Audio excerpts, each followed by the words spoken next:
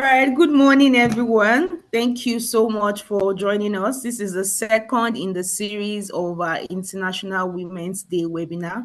We're celebrating women that are doing really amazing work in organic agriculture, and we are more than delighted to have you join us.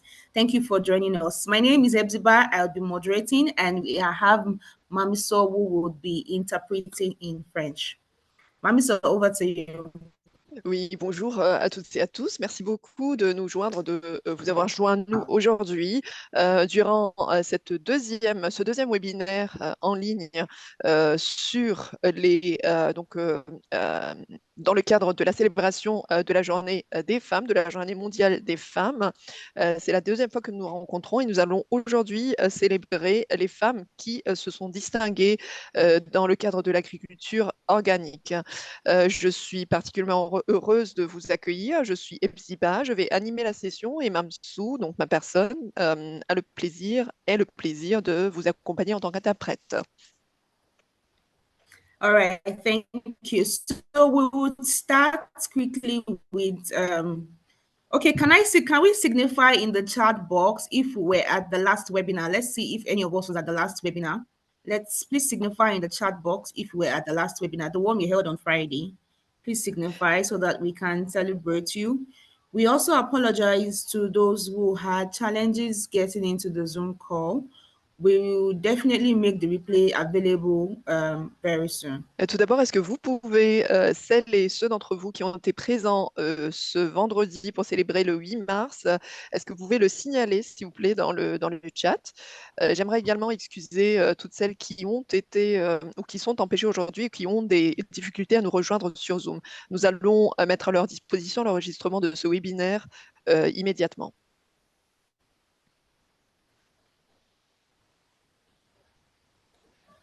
Okay, someone says she cannot hear me at all. Please, can you confirm that you can hear me? Oh, thank you, Anna. Can you confirm that you can all hear me? Please, let's confirm that we are being heard. And let's also confirm if my volume is low, we can know that it's a low volume. Please confirm. Okay. Tout d'abord, est-ce que vous pouvez me dire si vous m'entendez bien? No, please go ahead. Please go ahead. I was finished. Go ahead. Oh, okay. All right. So we will just start right about now. So we'll invite the country coordinator of the KCA project in Nigeria, Dr. Jude, for his opening remarks. Tout d'abord, j'aimerais inviter le coordinateur national du CCAB du Nigeria de nous prononcer son discours de bienvenue. Okay. Good morning, everybody from wherever you tuned in. It is morning in Nigeria, and I assume that it will be past 12 now in East Africa. You are all welcome to today's webinar. I welcome Mami So, the interpreter. We're happy to have you here. I saw Natasha too.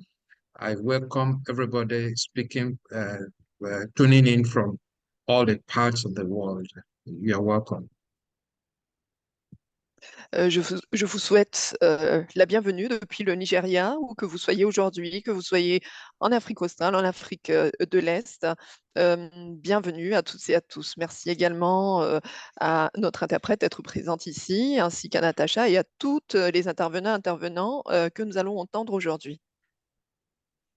Now, as part of our activities, we hold regular webinar every month, but we started last year, I think July, but in the month of March, we decided to dedicate it to the great women that have done wonders in organic agriculture. If you count a number, I want to believe that they are more. So they have contributed significantly to where we are currently.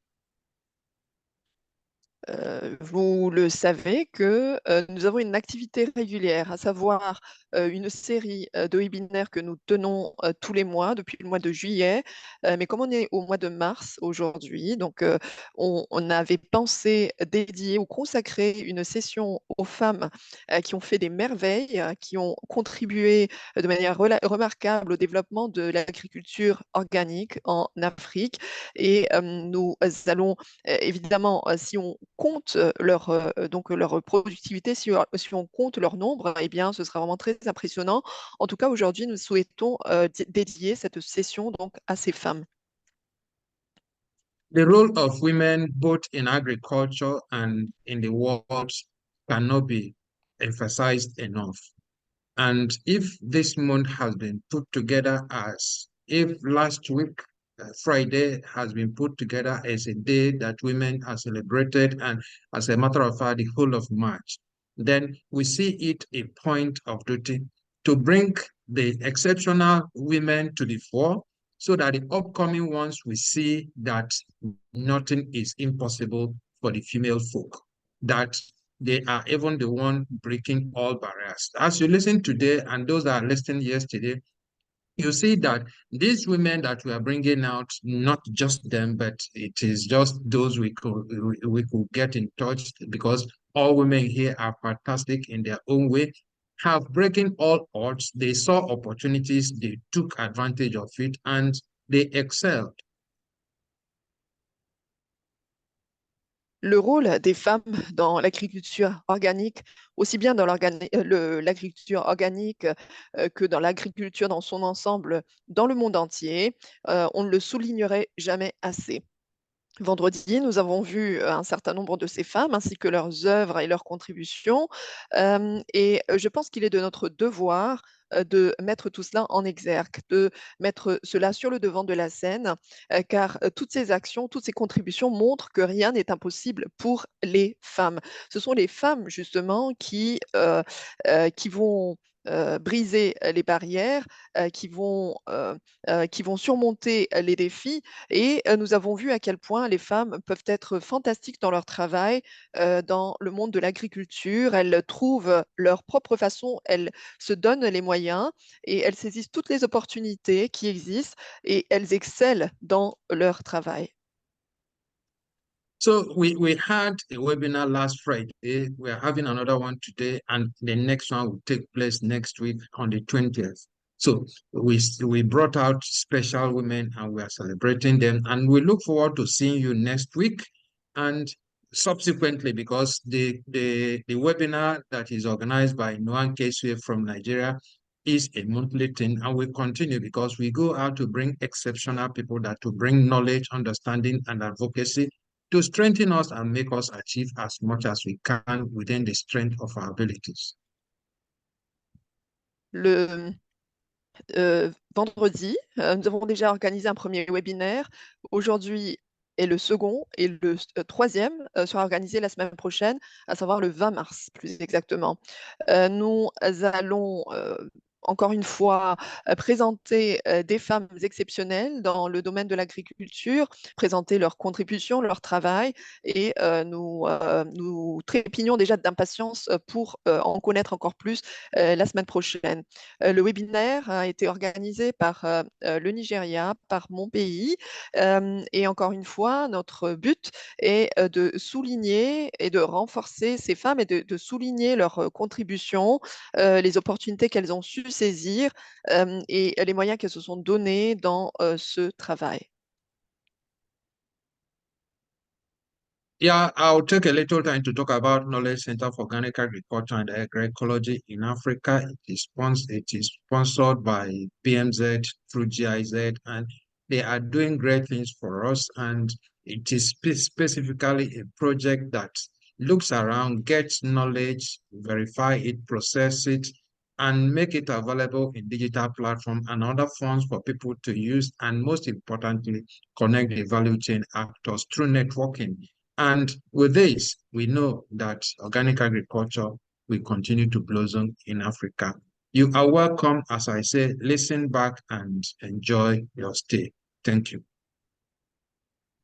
Je vais également dire quelques mots sur les connaissances que nous avons pu accumuler au fil des années sur l'agriculture organique et sur l'agroécologie en Afrique. Nous avons un projet donc nous sommes issus d'un projet qui est financé par le ministère de la coopération au développement allemand à travers la GIZ. Et ce projet nous permet spécifiquement de collecter des connaissances, de les préparer, de les traiter de manière à les mettre disponibles sur une plateforme numérique. Mais surtout, son objectif est de connecter toutes les parties prenantes et tous les acteurs de la chaîne des valeurs. Tout ceci, évidemment, ayant pour but ultime de faire s'épanouir l'agriculture organique et l'agroécologie en Afrique. Thank you so much for that welcome, sir. So we want to switch off the energy just a little bit. Just before then, let's switch off the energy a little bit. And I want to ask that if it's okay, please turn on your camera and look for anything. What's the closest thing you can find around you? If it's okay, please turn on your camera and share with us what's the closest thing that you can find. What's the first thing that you can find around you? Look for the first thing that you can find around you. What's the first thing you can find? Pour briser un peu la glace, pour commencer, pour entamer notre session avec beaucoup d'élan, eh bien, je vous suggère d'activer votre caméra et puis de saisir l'objet que vous trouveriez auprès de vous. Le premier objet que vous trouvez serait le bon. Très spontanément, montrez-nous cet objet. Okay, so I can find the power bank. This is called a power bank in Nigeria. And that's because our light is relatively unstable. And you also want to be sure that you don't go out of power. So you save power in here and you can use it to charge your phone. So what I found was a power bank. I saw Dr. Jude found pen, Anna pen. Who else? Natasha, what do you have? Yolanda, what do you have? Is that a book? You're taking notes. What's that with Natasha? Keep. Is that a key? It's keys, yes. Oh, okay. Are you going somewhere after here? Ratamo, what did you find? Anna still has a pen. What's that in that? Is that your phone? Okay, your phone. My okay. phone. Your phone. Okay. Let me see. Okay, Dr. Sansi too has a phone. Mommy Eto, what do you have? Let me see. I have a lady. Adesina, I have a lady. A lady. Kind of a statue that I use. I love it so much. And that's what I use to hold my phone down. So this is it. Okay. It's a beautiful woman wrapped. I got this art from America.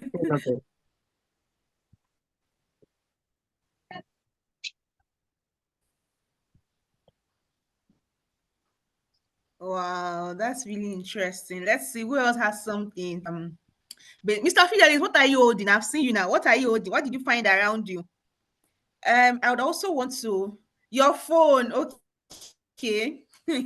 That's interesting. Okay, Barrister, Misi, what do you have? Your phone too. Interesting. So it's just for us to be aware of our surrounding. Your phone or power bank. Nigerians, we can relate to power bank. So permit me to quickly acknowledge my colleagues in the office.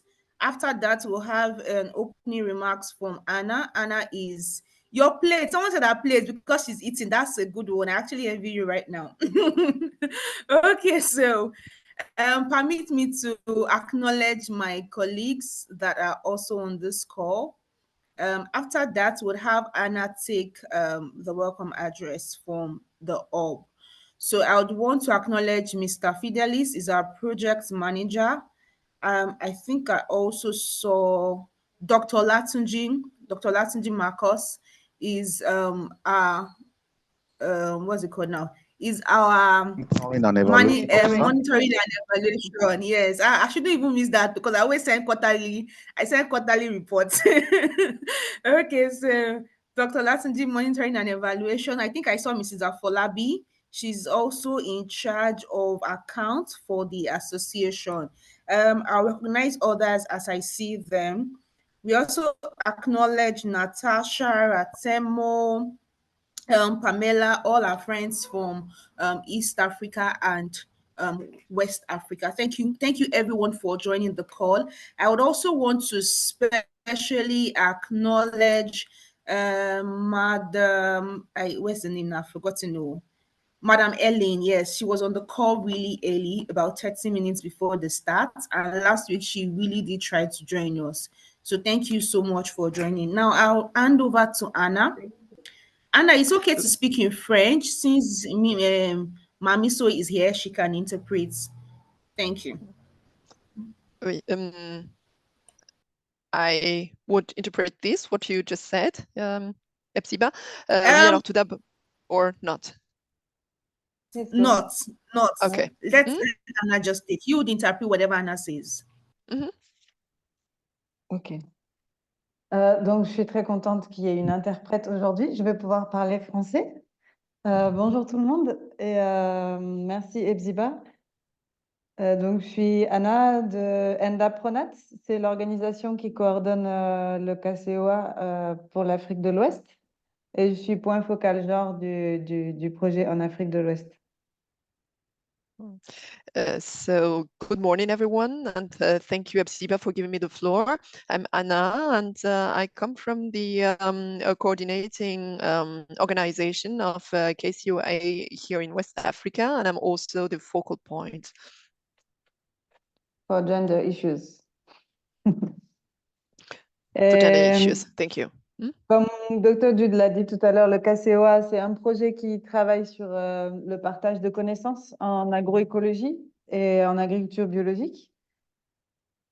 Et je pense que c'est un projet aussi qui porte une attention très, très forte à la place des femmes dans l'agriculture biologique et à prendre la prise en compte de leurs besoins spécifiques.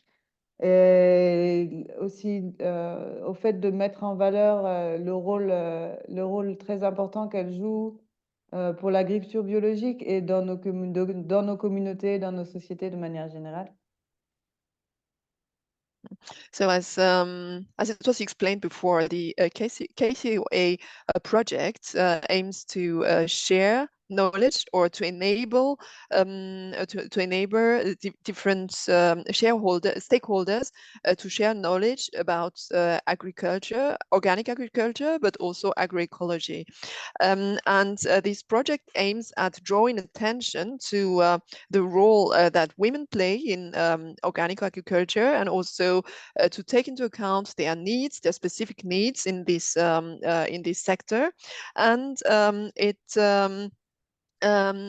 it would then share the knowledge, especially about women, but of course about the organic agriculture and ecology in the whole. Ok. Bon, je ne vais pas être très longue parce que j'ai hâte d'entendre les panélistes, mais je profite pour rappeler pourquoi on porte une attention si particulière aux femmes dans ce projet et de manière générale en agroécologie, parce que les femmes sont presque toujours les pionnières dans tous les pays. C'est les premières qui ont expérimenté l'agroécologie, parce que ce sont elles qui emmènent leurs enfants dans les champs et qui ont peur que leurs enfants soient empoisonnés avec les produits chimiques. Parce que ce sont elles aussi qui nourrissent leur famille, qui préparent à manger et qui veulent donner une nourriture saine à leur famille. Et donc souvent, et ce sont aussi elles souvent qui sont les plus attentives à la protection de la nature qui nous entoure, la protection de notre terre-mère qui nous fournit tout ce dont nous avons besoin. So I won't talk very long because I'm also impatient to hear the panelists speaking.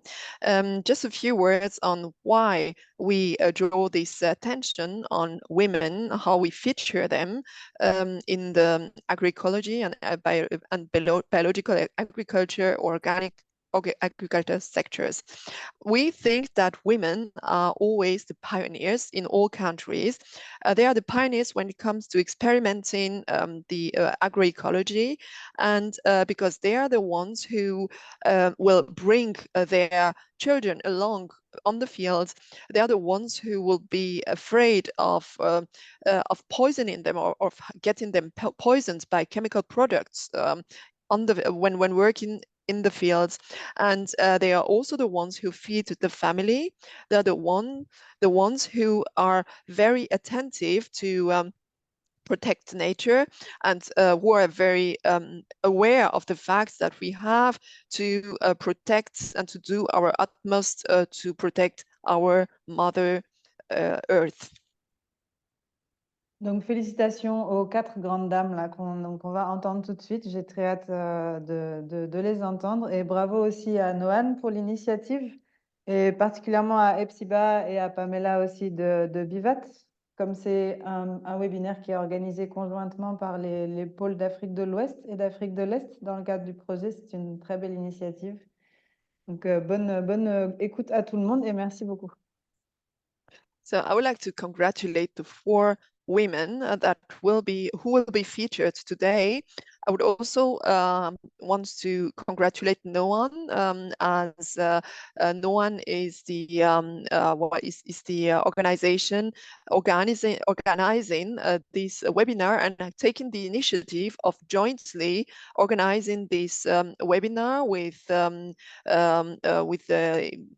East Africa and West Africa together. So thank you very much, Pamela and Epsiba, and I wish you all a very good webinar.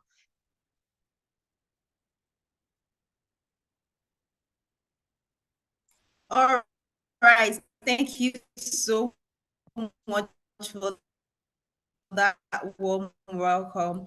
Okay, so I would invite Pamela now. I also want to encourage us to please make sure we stay to the very end of this program, maximum by 12 o'clock. We are working towards 12 o'clock that will be done. So that's going to be 12 o'clock West African time.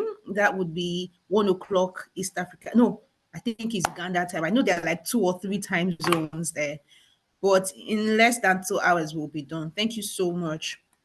Pamela, over to you. Je passe maintenant la parole à Pamela.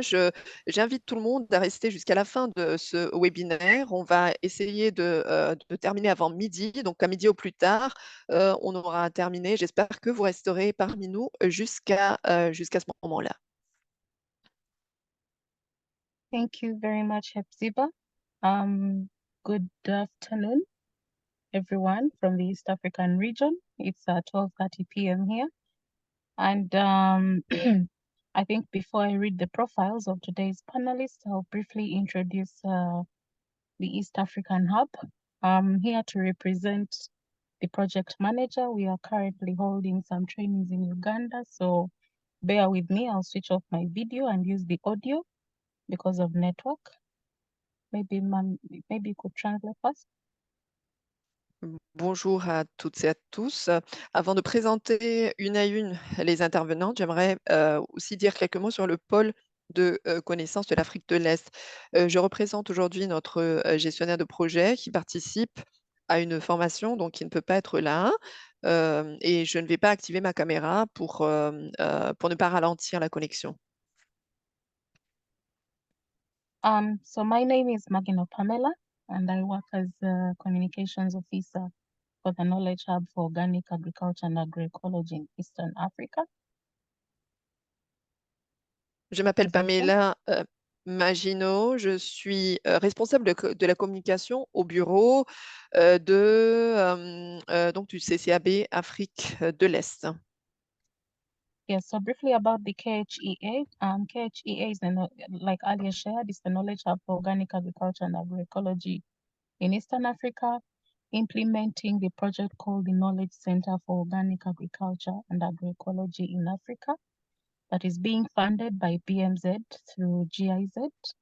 And we are working with 5 countries, that is Kenya, Tanzania, Rwanda, Uganda, and Madagascar. Alors, le pôle donc KHEA est le pôle de connaissance de l'Afrique de l'Est. Ce pôle implémente le projet CCAB financé par le ministère du Développement, ministère de la Coopération au Développement. Et nous sommes composés de 5 pays, à savoir le Kenya, la Tanzanie, le Rwanda, l'Ouganda et Madagascar. The main goal of the KHEA Hub is to integrate ecological organic agriculture into the participating countries' agricultural systems by generating, capturing, and sharing information on organic agriculture. So we are truly humbled to have 4 amazing expertise women that are going to share amazing success stories today.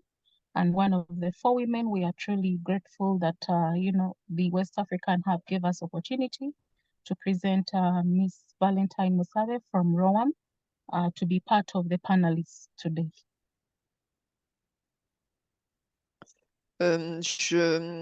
L'objectif du projet est d'intégrer systématiquement l'agriculture biologique et l'agroécologie dans les systèmes agricoles respectifs des pays représentés ou participant au projet, et ce en partageant des informations dans ces 2 domaines. Je suis ainsi très heureuse d'accueillir aujourd'hui 4 femmes exceptionnelles en la matière, et surtout nous sommes très heureux d'accueillir Madame Valentine, qui est une de ces femmes. So for us as the East African region, we believe that women are the backbone of agriculture, making significant contributions to crop production, livestock management, fisheries, and forestry. But on top of that, they play a very critical role in the household and community by providing food, water, and fuel, and caring for the children, the elderly, and the sick. Chez nous, en Afrique de l'Est, les femmes sont tout simplement l'épine dorsale de l'agriculture. Elles gèrent un grand nombre de choses. Elle gère par exemple les stocks, elle gère des domaines, non seulement l'agriculture, mais aussi la pêche, ou encore elles sont actives dans la sylviculture. Elles jouent également un rôle central dans les ménages. Ainsi, elles maintiennent, elles sont la soudure, le ciment de la communauté. Elles prennent soin des enfants, des autres, donc des personnes malades, mais aussi des personnes âgées. And so I would like to send many thanks to the West African Hub for spearheading and organizing such a session and giving East African Hub an opportunity to partake and be able to share the different success stories from these amazing ladies.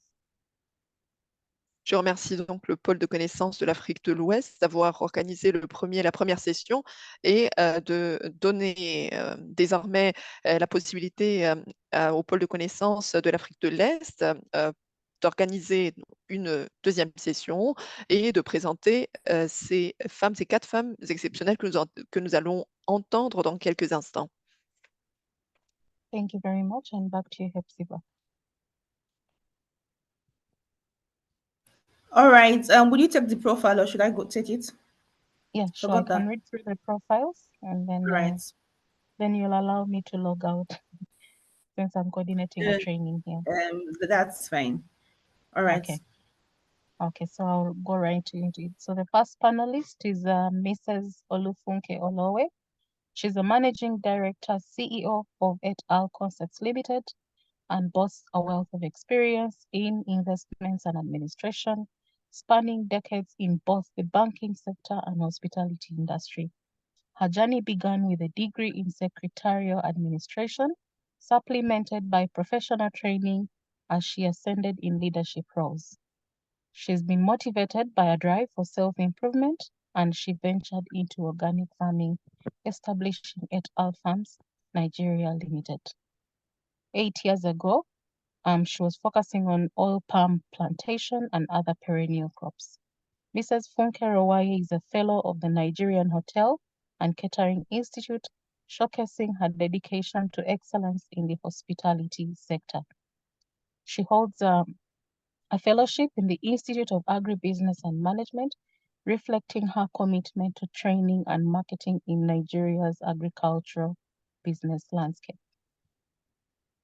The next profile is for Miss Barrister Misi.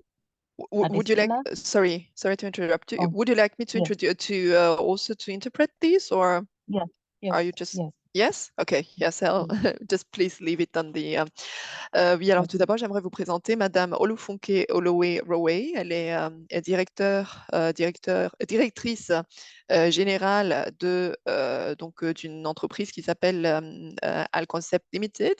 Elle dispose d'une vaste expérience dans les investissements, mais aussi dans l'administration, des expériences de quelques décennies dans le secteur bancaire et le secteur de l'hôtellerie.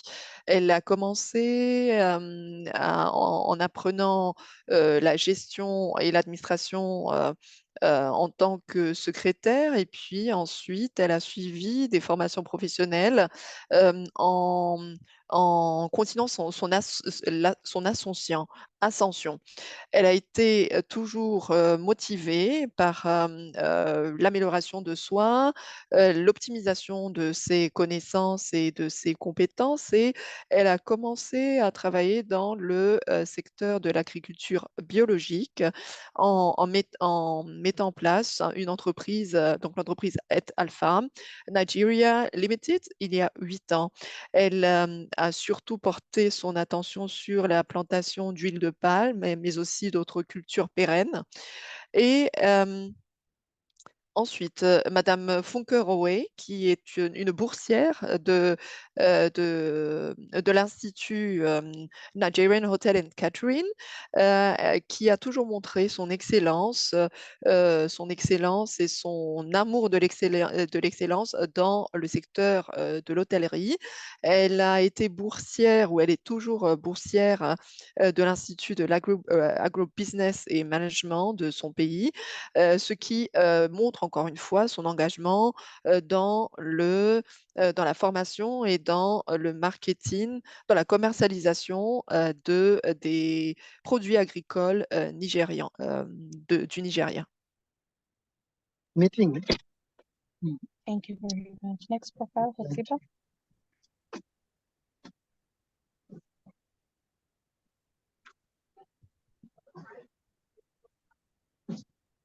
Next profile.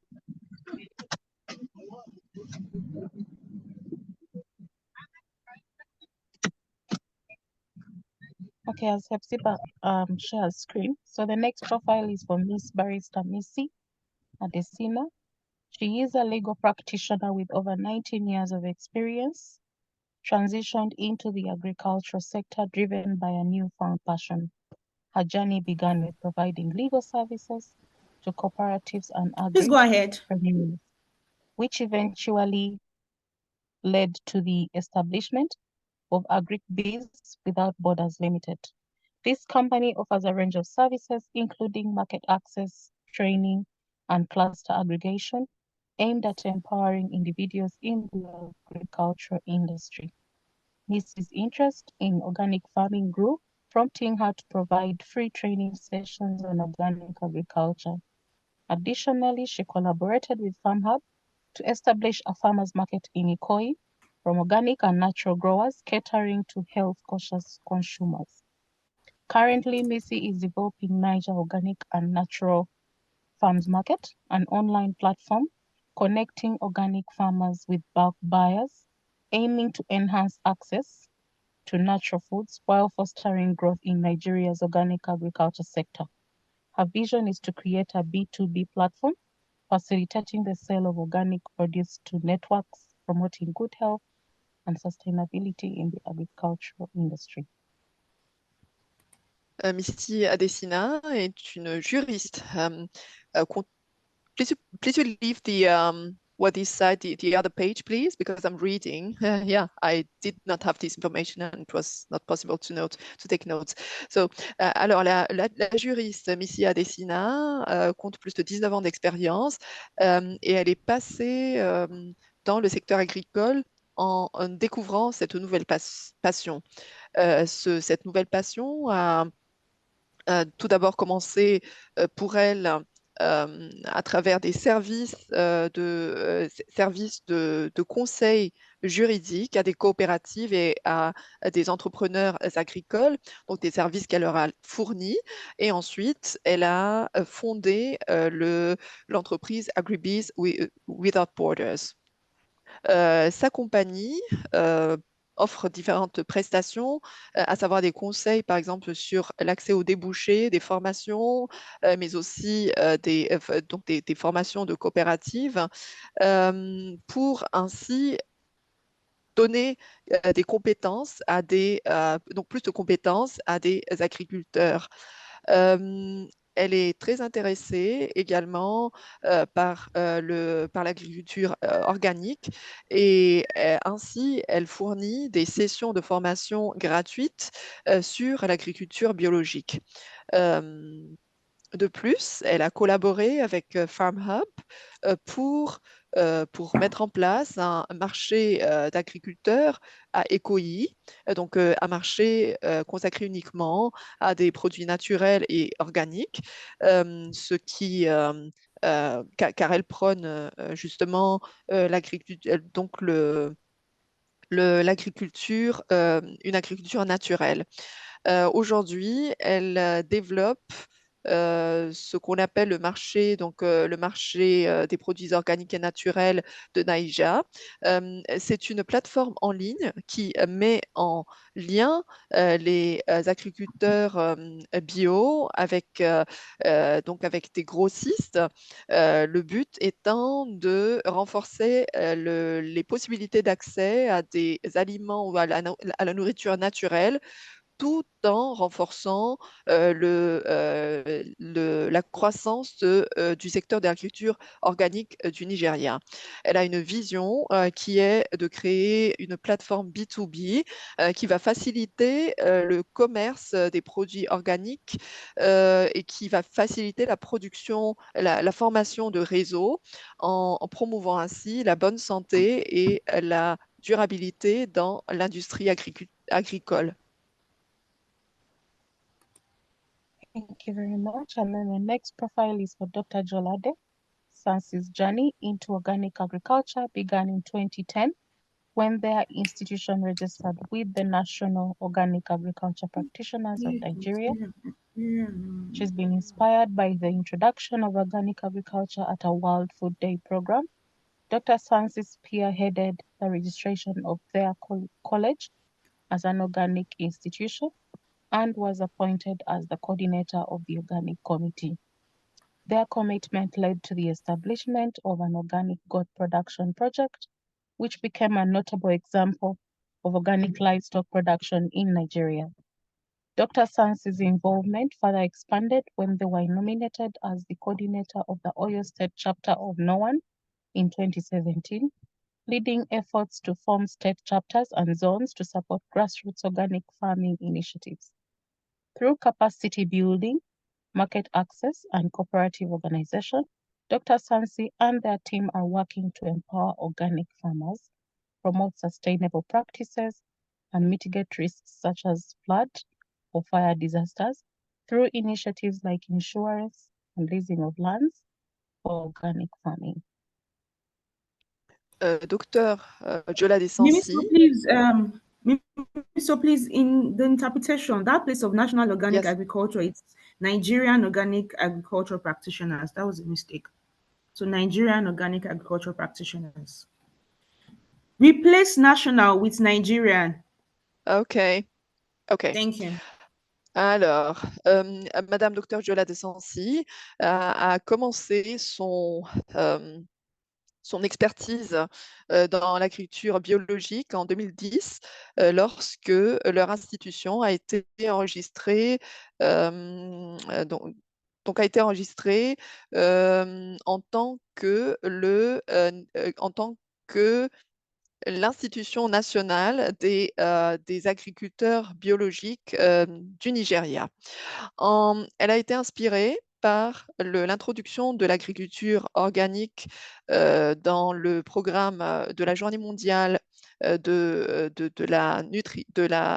l'alimentation. Et ainsi, elle a veillé à ce que l'université dans laquelle elle a travaillé soit enregistrée et reconnue comme étant une institution spécialisée dans l'agriculture organique.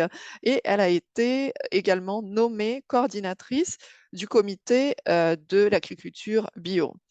L'engagement de son institution et de son université a fait que l'université a pu mener à bien un projet de production de viande de chèvre, ce qui a formé un exemple remarquable dans la production animale au Nigeria.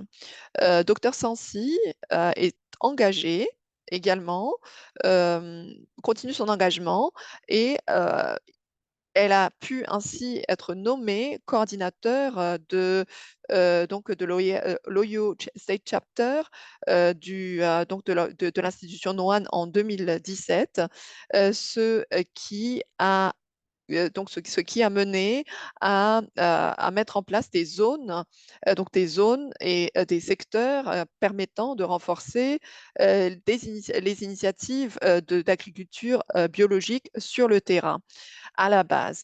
Ainsi, à travers des mesures de renforcement des capacités, d'aide à l'accès aux débouchés, d'organisation de coopératives, Dr Sansi et son équipe ont pu travailler afin de renforcer les capacités, les compétences des agriculteurs dans le domaine bio, ont renforcé également les pratiques durables et ont aidé ainsi à mitiger, à atténuer les risques tels que les risques d'inondation ou encore d'incendie grâce à des initiatives comme par exemple l'accès aux assurances ou encore à des baux donc de terrain pour donc destinés à l'agriculture biologique.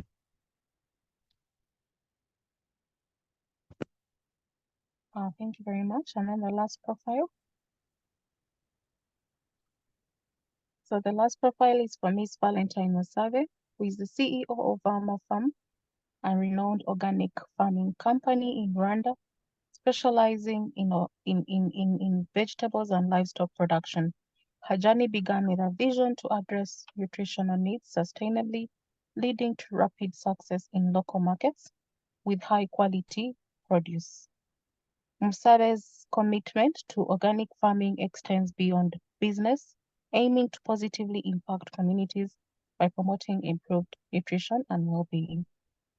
Through innovative approaches like using black soldier flies, BSF, in livestock feed, she showcases sustainability while bridging the gap between organic farming and mainstream markets. Musabe's endeavors not only build a successful business, but also advocates for a sustainable future in Rwandan agriculture, emphasizing the necessity of organic practices for healthier communities and a thriving environment.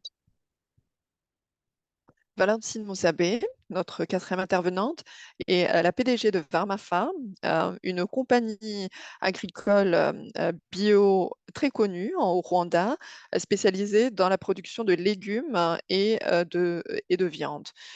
Son expertise a commencé avec une vision de subvenir aux besoins nutritionnels de manière pérenne, ce qui a mené à un grand succès, à une grande réussite donc de son entreprise dans les marchés locaux en fournissant des produits de haute qualité. Son engagement à l'agriculture biologique va bien au-delà de ce qui est affaires, de ce qui est commerce, car son but est d'impacter positivement les communautés en promouvant la nutrition, donc une nutrition améliorée et aussi une santé et un bien-être pérenne. Grâce à des approches innovantes telles que par exemple l'intervention donc des mouches noires dans l'élevage ou dans la nutrition des animaux. Elle montre la durabilité tout en fermant, en comblant le fossé ou en jetant pont entre l'agriculture organique et les marchés standards. Son inspiration n'est pas seulement de mettre en place une entreprise florissante, mais aussi d'être une avocate d'un futur durable dans l'agriculture rwandaise, en mettant en valeur la nécessité de développer des pratiques biologiques pour avoir des communautés plus saines et un environnement prospère.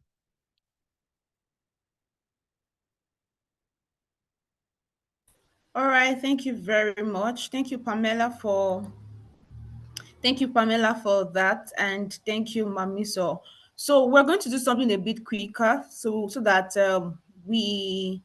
Yes, Pamela, I would miss you, but thank you. We know you have something else to do. So we're going to go into the panel session right about now. And but what we will do, Mimiso, is we'll allow them to talk, then we summarize so that we can save some time because we seem to have spent quite a lot of time. So again, I'd like our panelists would show their videos. We have Dr. Sansi, we have Mrs. Olufunke Rowaye, and Mrs. Valentine, and Barrister Misi. So I would start with their profiles have been read, and they are truly powerful women. Can we engage in the chat box or use your emoji reactions? Give them some loves, clap for them. Let's celebrate them, and yes, please give them some hearts. Let's celebrate them as we welcome them for the panel discussion. I promise you, these women, like I said at the program last week, these women are really doing amazing. Thank you. I'm liking the reactions. Please let's keep the reactions coming. So let's just go straight into it. Now, I'll start with Dr. Sansi. Are you here, ma? I know you are here. I'd like to see your video, ma. So, Dr. Sansi, your journey into organic agriculture began with the establishment of an organic project on goat production at your institution. Could you share some insights into the challenges and accesses you and some of the challenges and successes you encountered while pioneering this project and how it has become a reference point for organic livestock production in Nigeria? Please, just before you answer, let Mimi so read interpret that question, translate that question. You answer. Once you're done with the answering, then she summarizes and says it in French. So Mimi, so please go ahead. Nous allons tout de suite commencer par Madame Sansi, docteur Sansi.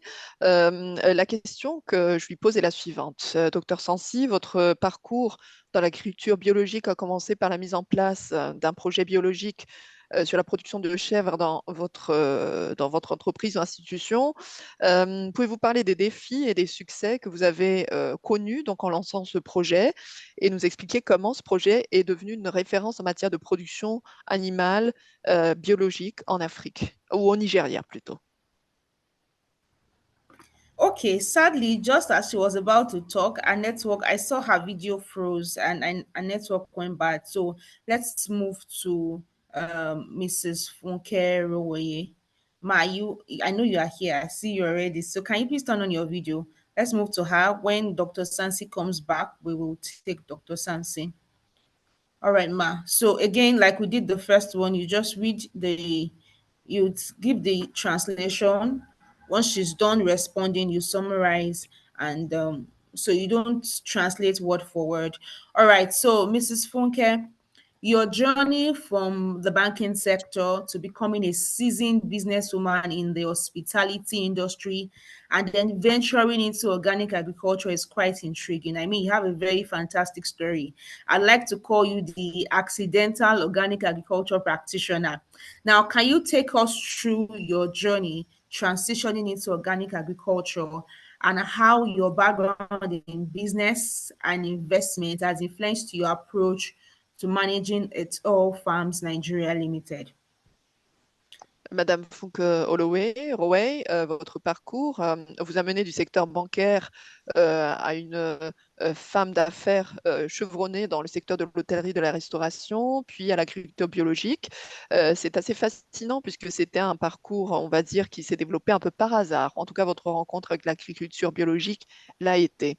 Vous pouvez nous expliquer un peu ce qui vous a poussé à vous lancer dans l'agriculture biologique et comment est-ce que votre expérience en tant que banquière, en tant qu'investisseuse, a influencé votre approche dans la gestion de votre entreprise actuelle?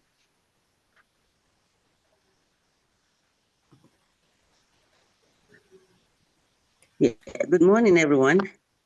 Morning, As ma'am. been announced by FCBA, my name is Olufunke Rowaye-Olowe. Just a moment, let me try and I don't want to go out of context and I want to be quick. FCBA.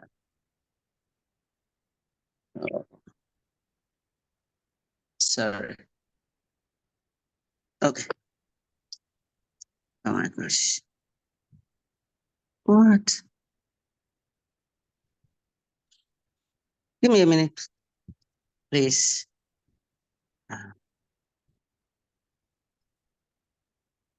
Okay.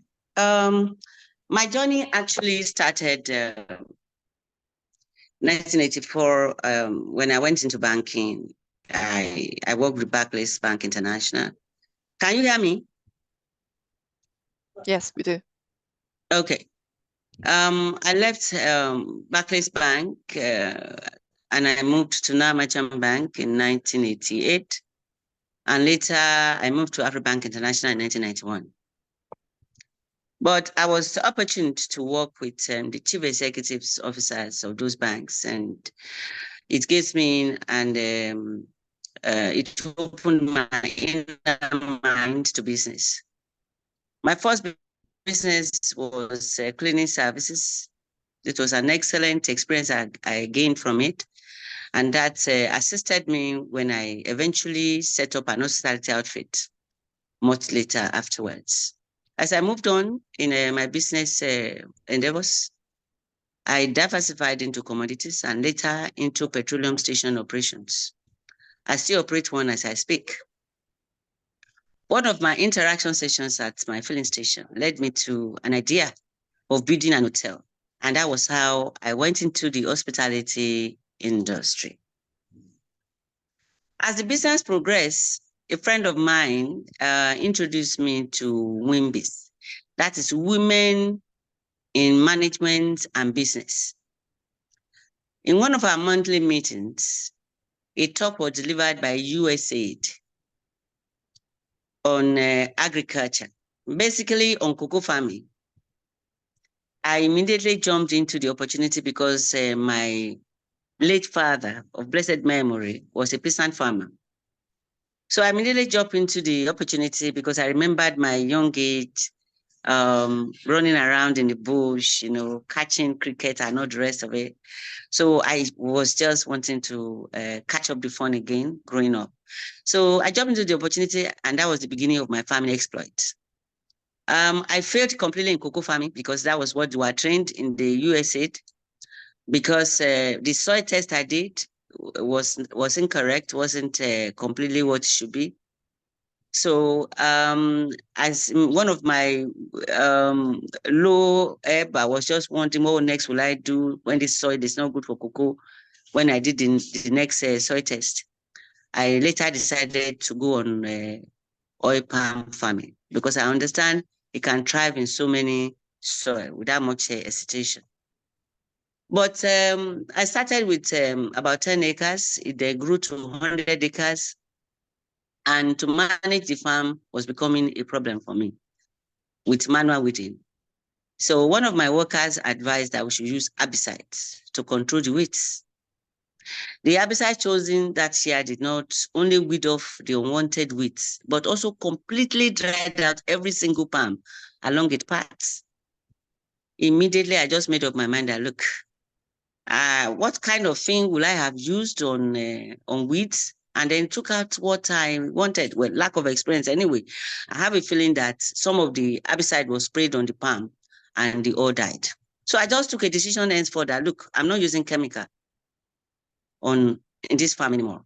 I am going to find a way around it, get tractors, find a way around it, do some manual farming and not the rest of it. And weeders and not the rest of it were brought into the farm.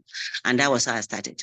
It was much later I discovered the decision I took that day was a journey to natural and organic farming.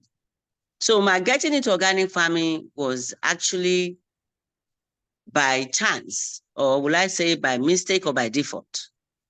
My background in administration has helped a great deal in the day-to-day planning and implementation, setting up of the farm. Both on financial, because setting up a farm of that magnitude wasn't easy for me. Both financial, the staffing, operationals, and marketing of the product. In a lot of ways, a lot of times, I had cried on that farm when I don't have money to do the weeding, because organic farming is not a joke. It's a complete establishment. It's complete in its own entirety, and it needs a lot of dedication. So organic farming has come to stay with me, and this is how I got into organic agriculture. Thank you. Wow, thank you so much, Ma. Mimi so would interpret, but I also just want to put context. She has 500 acres of land, and if my understanding serves me well, that means that 500 acres is 5 plots. I think 5 plots make an acre. That's 2,500 plots of land, and she does organic agriculture on it. So let us sit with us. Please go ahead, Mimiso. J'ai commencé en fait ma carrière dans le secteur bancaire en 1994 et pendant une dizaine d'années, je suis passée par 3 banques. J'ai eu la chance de travailler avec à chaque fois les présidents même de ces banques, donc les directeurs généraux exécutifs des banques, et ceci m'a vraiment inspiré, m'a constitué en fait ma mentalité de femme d'affaires. La première compagnie que j'ai créée était dans le secteur du nettoyage. C'était une très bonne expérience. J'ai ensuite décidé de me diversifier en vendant également ou en faisant des affaires dans les produits, les denrées de base, mais aussi, par exemple, dans des produits comme le pétrole. Et puis, ensuite est venue l'idée de construire un hôtel. Pendant tout ce parcours, j'ai rencontré un jour, où j'ai été invitée un jour à participer à ce qu'on appelle le Winboost, qui est une association de femmes, de femmes leaders et des femmes d'affaires. Durant cette réunion du Winboost, donc, j'ai été très inspirée par un discours, le discours d'un responsable de l'USAID sur l'agriculture. Et surtout, il a parlé, donc ce monsieur-là avait parlé de l'agriculture ou de la production de cacao. J'ai tout de suite saisi cette opportunité en me souvenant de mon père, donc mon père qui est malheureusement déjà décédé, et qui a été un agriculteur et qui a produit justement du cacao. Je me suis souvenue de plein de souvenirs, de beaux souvenirs avec lui, et c'est ainsi que j'ai donc commencé en agriculture, donc avec la plantation de cacao encore une fois, puisque ça a été ce qui a été promu par l'USAID.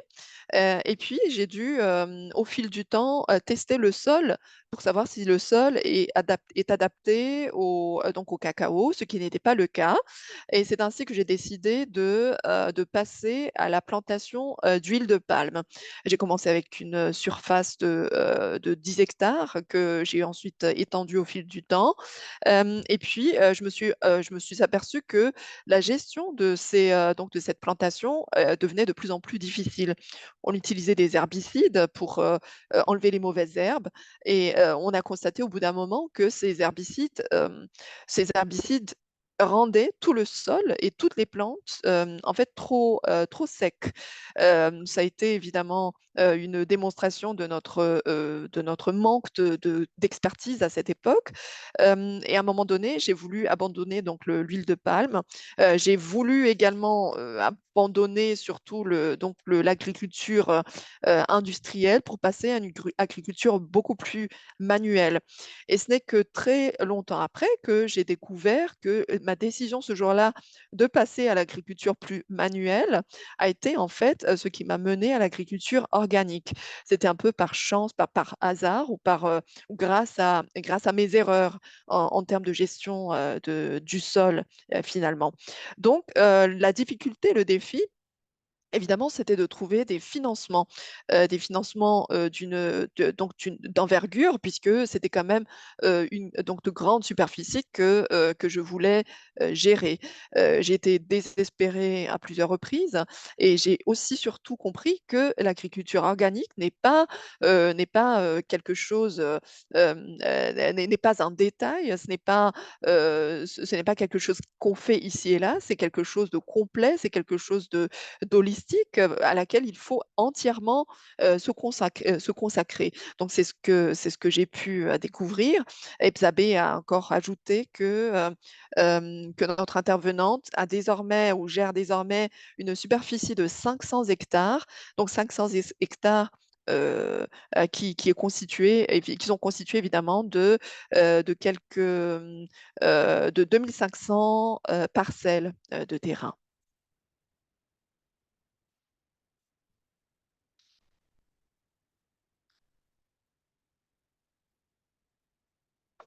We cannot hear you, Epsiba. Oh, sorry. I didn't know I was unmuted. I was muted. Okay, so one or two things in Mrs. Olufunke Rowaye's story is the fact that she has, I did the calculation, an acre is 6 plots of land. So by 500, that's 3,000 plots of land. That's a lot. So you can imagine the number of work manpower that she has to manage.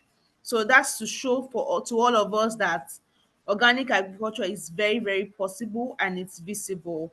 You want to interpret that before I call our next panelist? Oui, alors j'ai fait le calcul. 1 hectare représente 6 parcelles de terrain, donc 500 hectares, c'est 3000 parcelles. Donc ça vous donne un peu une idée de l'envergure d'une telle entreprise, de ce qu'on a à gérer. Ce n'est vraiment pas rien et ça montre surtout que l'agriculture organique est tout à fait faisable et aussi en vaut absolument la peine.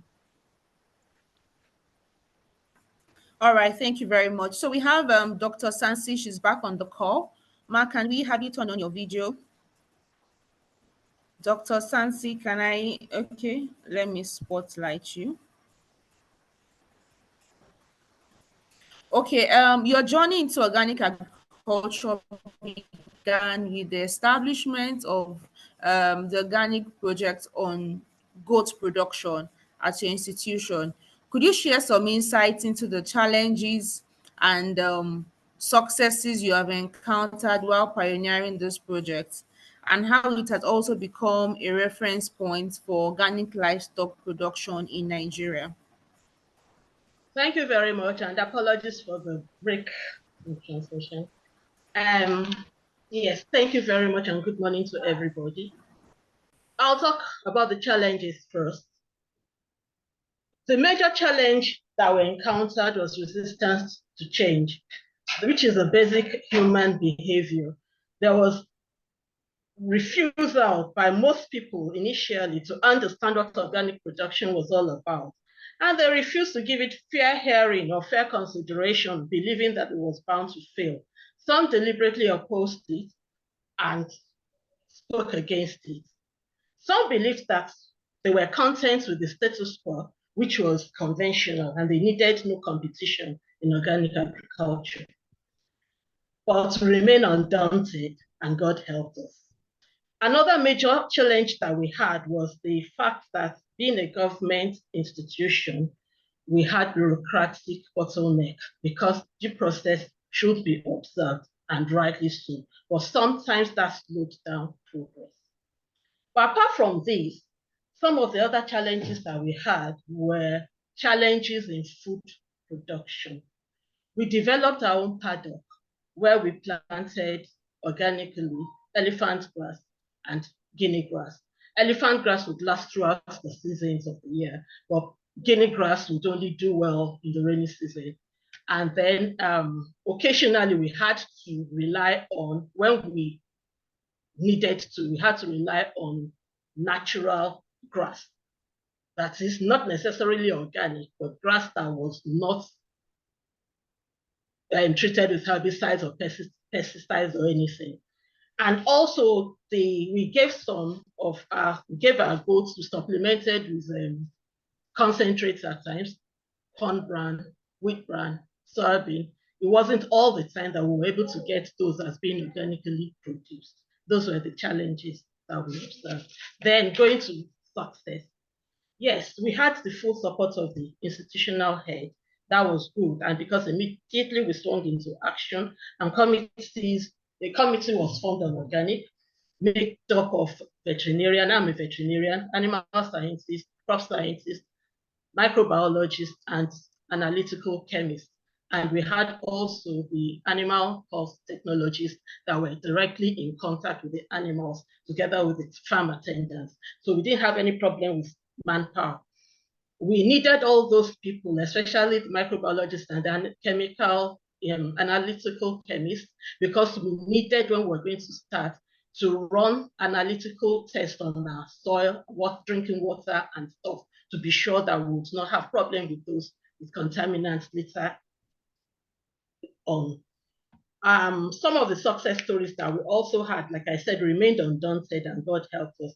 From 2010, when we started to date, the organic growth unit of the college has become a place of reference. Initially, we were the only people in the whole of Nigeria who were actively into organic livestock production.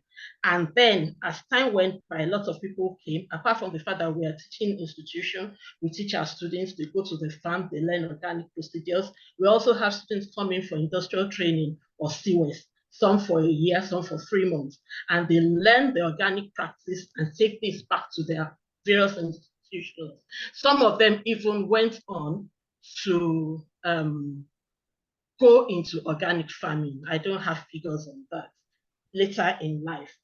Some of our success stories also, the EO project.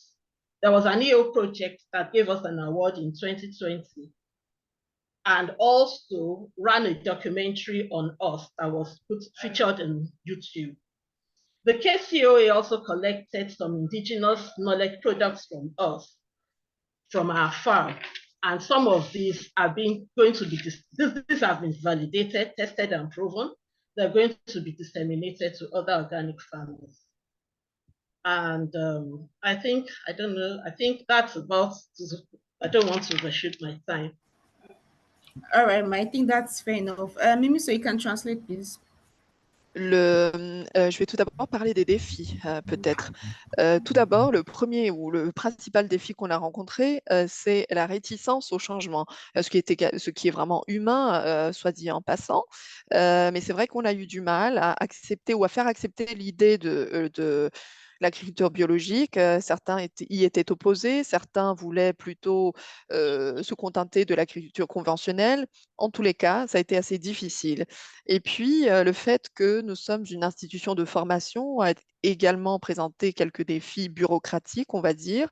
Et troisièmement, la production ou la fourniture en aliments, en nourriture à nos animaux, ça a été également un défi, car il est vrai que beaucoup d'herbes, par exemple, sont déjà contaminées, et de trouver des herbes dont des surfaces avec des herbes non traitées, ça représente également un certain défi.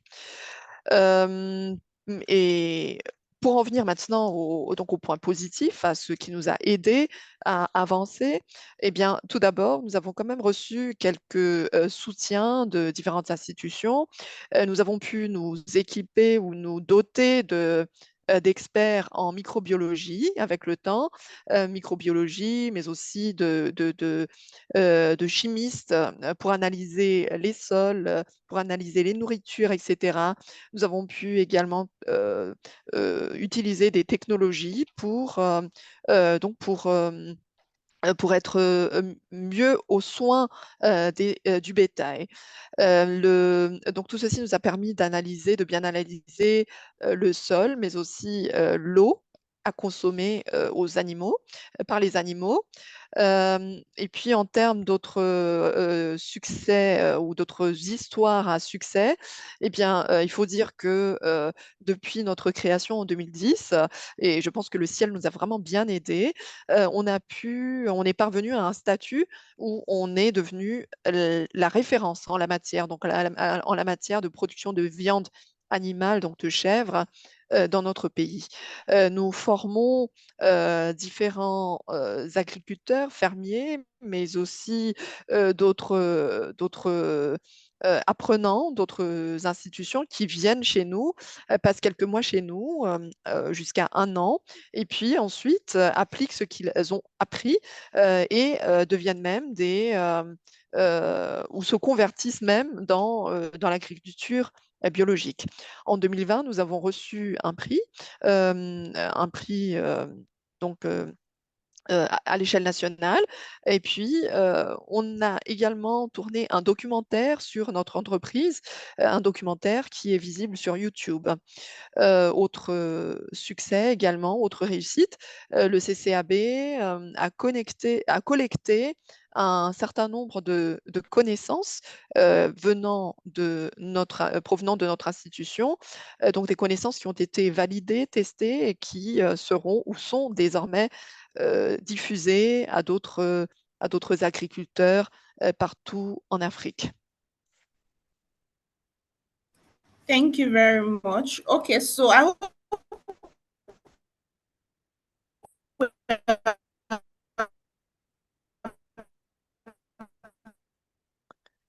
Epsiba, we cannot really hear you.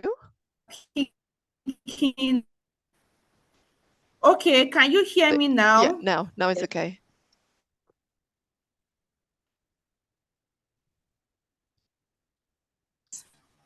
There was a delay. Please confirm that you can hear me.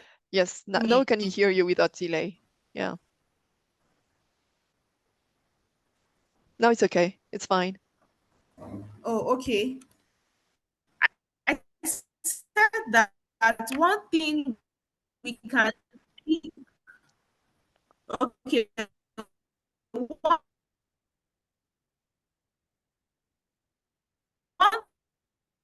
Unfortunately, there's a delay again. I hope we're taking notes. One thing we can pick from Dr. Sansi's story is the fact that be willing to start alone, or she started it and it didn't look like it, but now today they're second way. Can you hear me now? All right. I was saying that one of the things we can pick from Dr. Sansi's story is the fact that you should be willing to stand or start alone. Because when you're starting, people might think that what you want to do in organic agriculture is not possible. But stay on it and eventually you'll see the results. And that's a testament to, she's a testament to that. Une des choses que nous avons appris des propos du docteur, de la docteur Sansi, c'est que il faut vraiment être prêt à commencer tout seul. Et car effectivement, lorsqu'on commence quelque chose, eh bien, il y a beaucoup de gens qui pensent que ce que vous faites relève de l'impossible. Et ainsi, il faut vraiment avoir cette persévérance dès le tout début.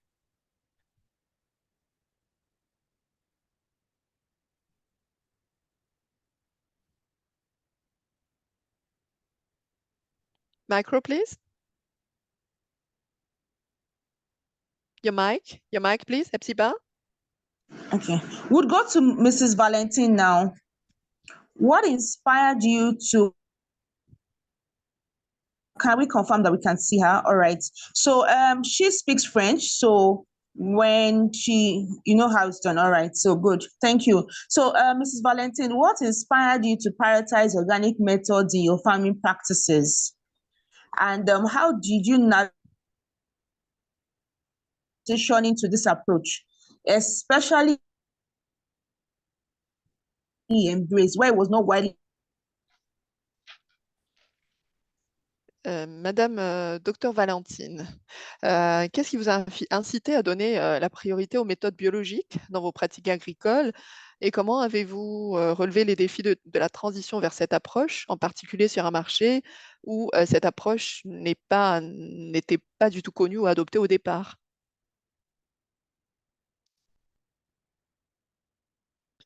Ah, votre micro n'est pas allumé, madame?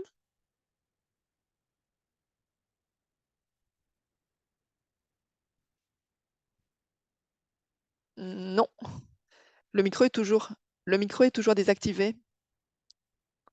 Maybe she's muted centrally. Oh, no. Vous m'entendez? Oui, Vous oui, là maintenant m'entendez? c'est bon. C'est bon.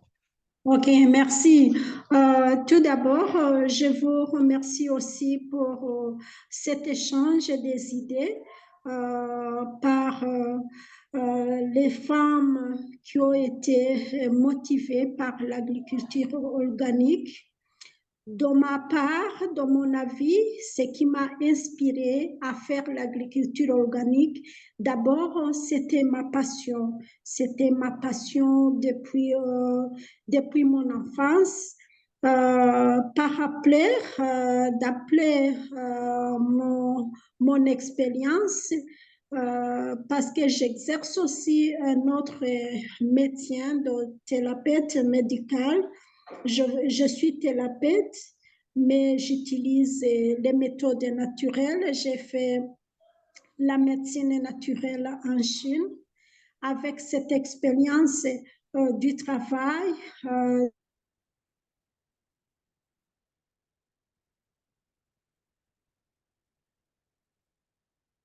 Oh, she's frozen.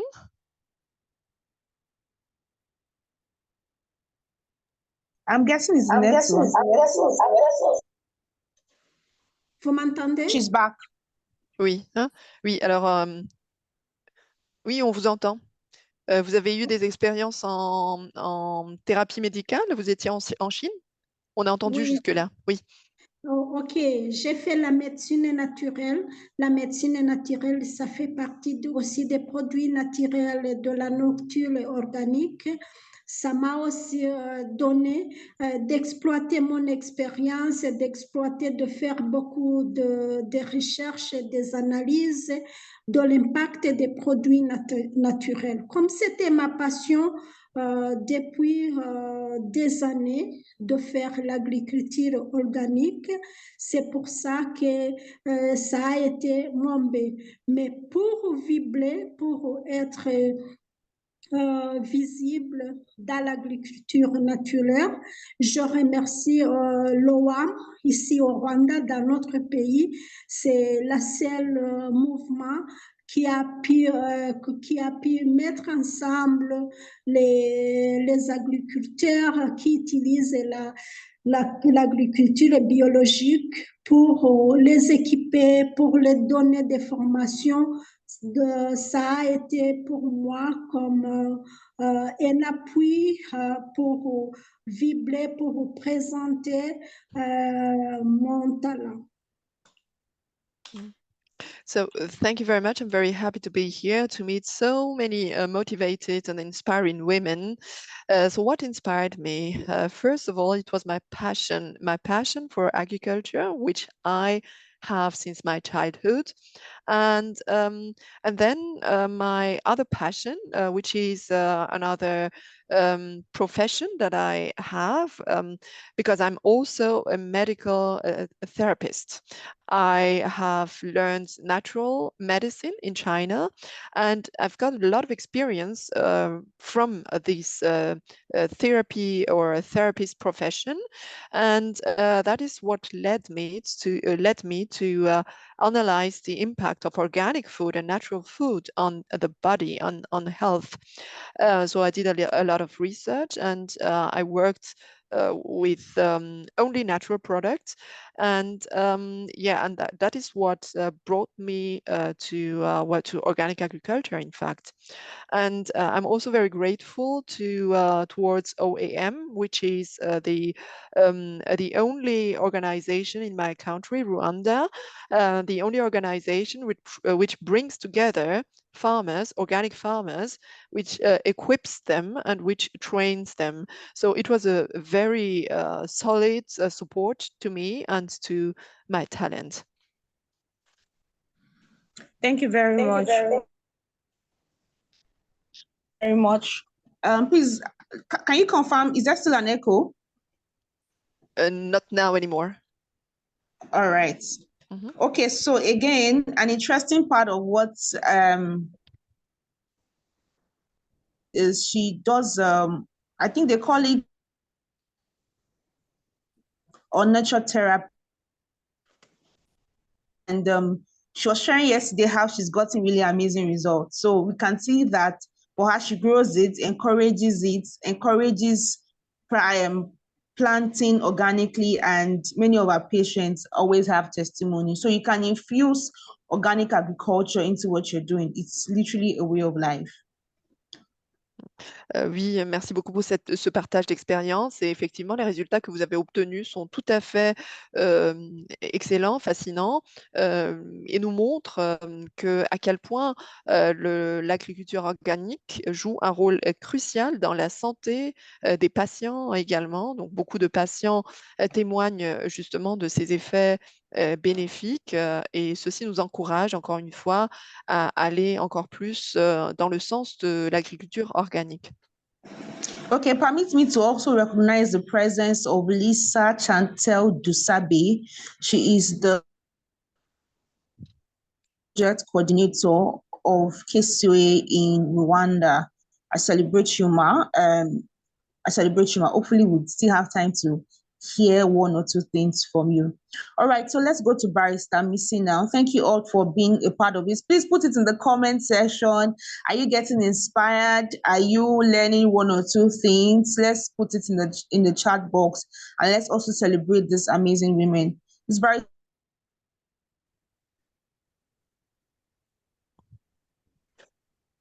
On va maintenant passer à la quatrième intervenante, et je vous invite encore une fois à continuer à célébrer ces femmes exceptionnelles et à nous donner vos remarques en commentaire. On va maintenant passer à Madame l'avocate Adesina.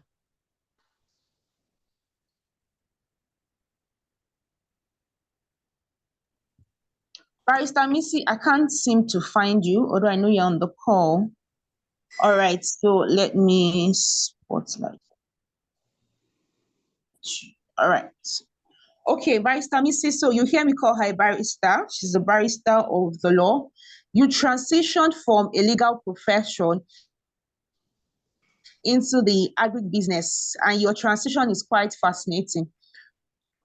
Moments or experiences that led you to establish Agribiz Without Borders Limited, and how your legal background has holistic solutions for agripreneurs beyond. Oui, bonjour Madame l'avocate Misi Adesina. Vous avez eu une transition assez fascinante en passant de la profession de juriste à l'agribusiness. Votre expérience ou vos expériences en la matière vous ont mené à créer l'entreprise Agribus sans frontières ou Without Borders, et ainsi vous avez pu proposer des solutions efficaces donc à toutes les questions, à toutes les problématiques de l'agribusiness. À vous. Good morning, everyone. So my diversion into the agri sector, I would call it an accidental foray into the agri sector. You know, like most lawyers, you find that most lawyers are probably specialized in a particular area, and they're specialists in that area. So while I was a bit younger, two areas were laid on my mind, and that was taxation and agriculture. Now, I looked at the two and I told myself, I think taxation is easier. So I registered with the Chartered Institute of Taxation of Nigeria. And I started with the classes, and because I was a professional, I entered on the second level. When I entered on the second level, I just had two more levels before I could be chartered. So I started the classes. I wrote the first level, second level, and the third level, when we're having our final papers, I failed the paper. And I was like, what? I was so devastated. And I was like, oh no, am I ever going to go back to do this course again? So I said, okay, I will do it. And fortunately or unfortunately, I got pregnant around that time. So I was like, it's a no-no to be pregnant and then reading. So I said, okay, after I give birth, I will go back for the final paper. When I went back, I realized that the institute had added another level. So I was like, no way, I'm not going to read for a whole new level. So I said, well, the other option for me is the agri sector. So I said, okay, if I'm going to specialize in the agri sector, then I need to study, I need to understand what the agri sector is all about. So I started going for trainings. And as I attended trainings, I found that quite a number of agripreneurs were reaching out to me for legal services. So I started and, I started offering legal services. Then after a while, because of my trainings, when I give legal services, I usually add what I learn. I tell the agripreneurs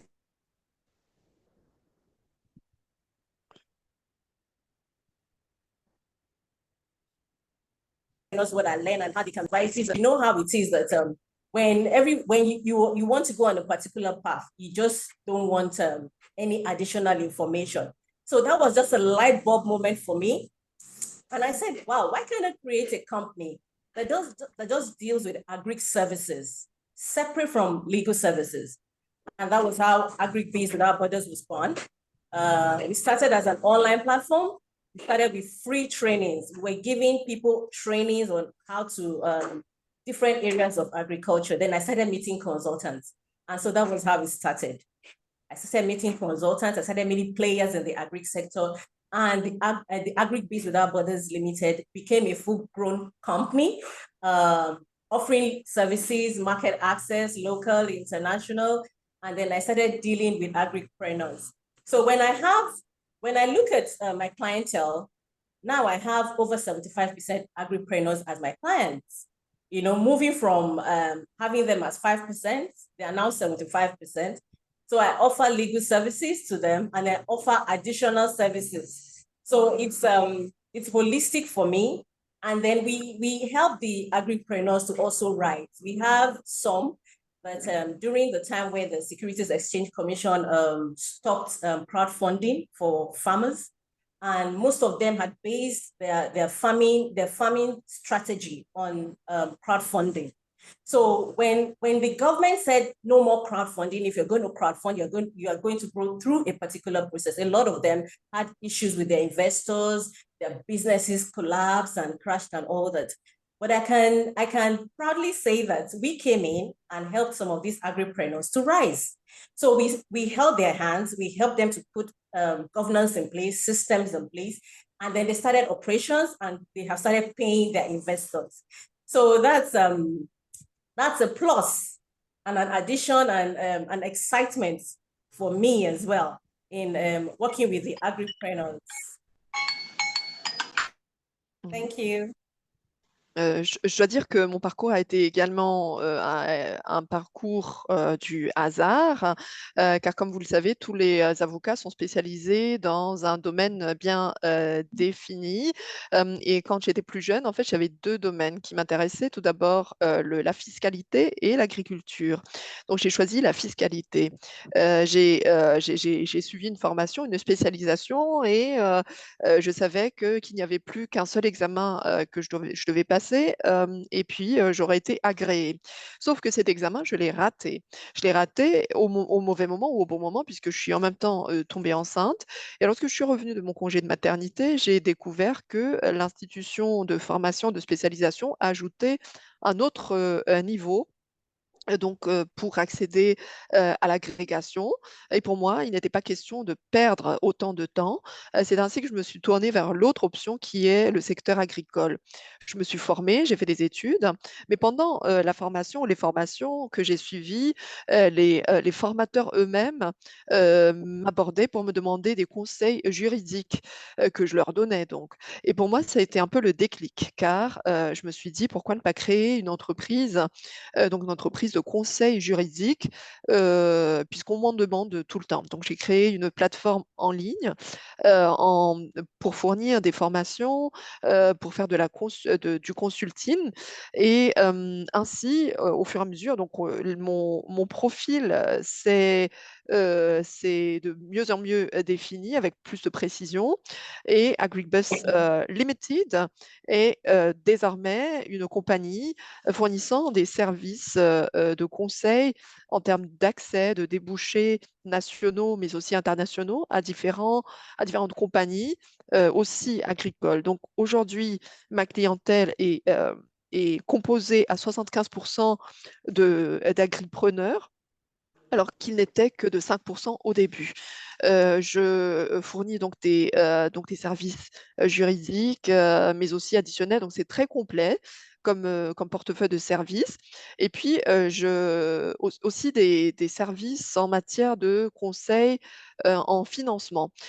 Beaucoup d'agriculteurs font recours au crowdfunding, donc au financement communautaire, et ainsi doivent présenter une stratégie d'affaires. Mais un jour, le gouvernement a décidé de changer ou d'exiger le changement de procédure à suivre afin de continuer à avoir recours au financement communautaire, ce qui a été un choc et aussi un grand défi à plusieurs agriculteurs qui, pour beaucoup, ont dû abandonner donc ces espoirs de financement.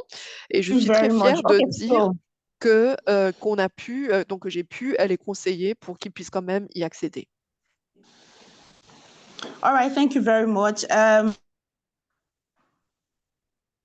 few more questions. What I want to ask again, can we turn on our cameras? Can we do a little bit of exercise? I hope we're not tired. I hope we are getting value. Please turn on your cameras if you can. Remember again to make sure that your background, your environment is good. Can we turn on our cameras? Okay, so we're going to do a little exercise. You know, we from one of the things Mrs. said, she talked about learning. So today we're also going to do a small exercise. So put your hands in your front and do like this. And we're releasing steam. Are we doing that? Take your hands up again. To the side. This other side. Are we stretching? Yeah, bring it forward again. Are we stretching? I can't see you. Me, I can't see you. What did you say? I can only see Misi. I can't see you. Oh, you didn't see me? I don't even know what you are demonstrating. Sorry. We have to do it again then. Right. Just turned up to my gallery view here, so that it's just a form of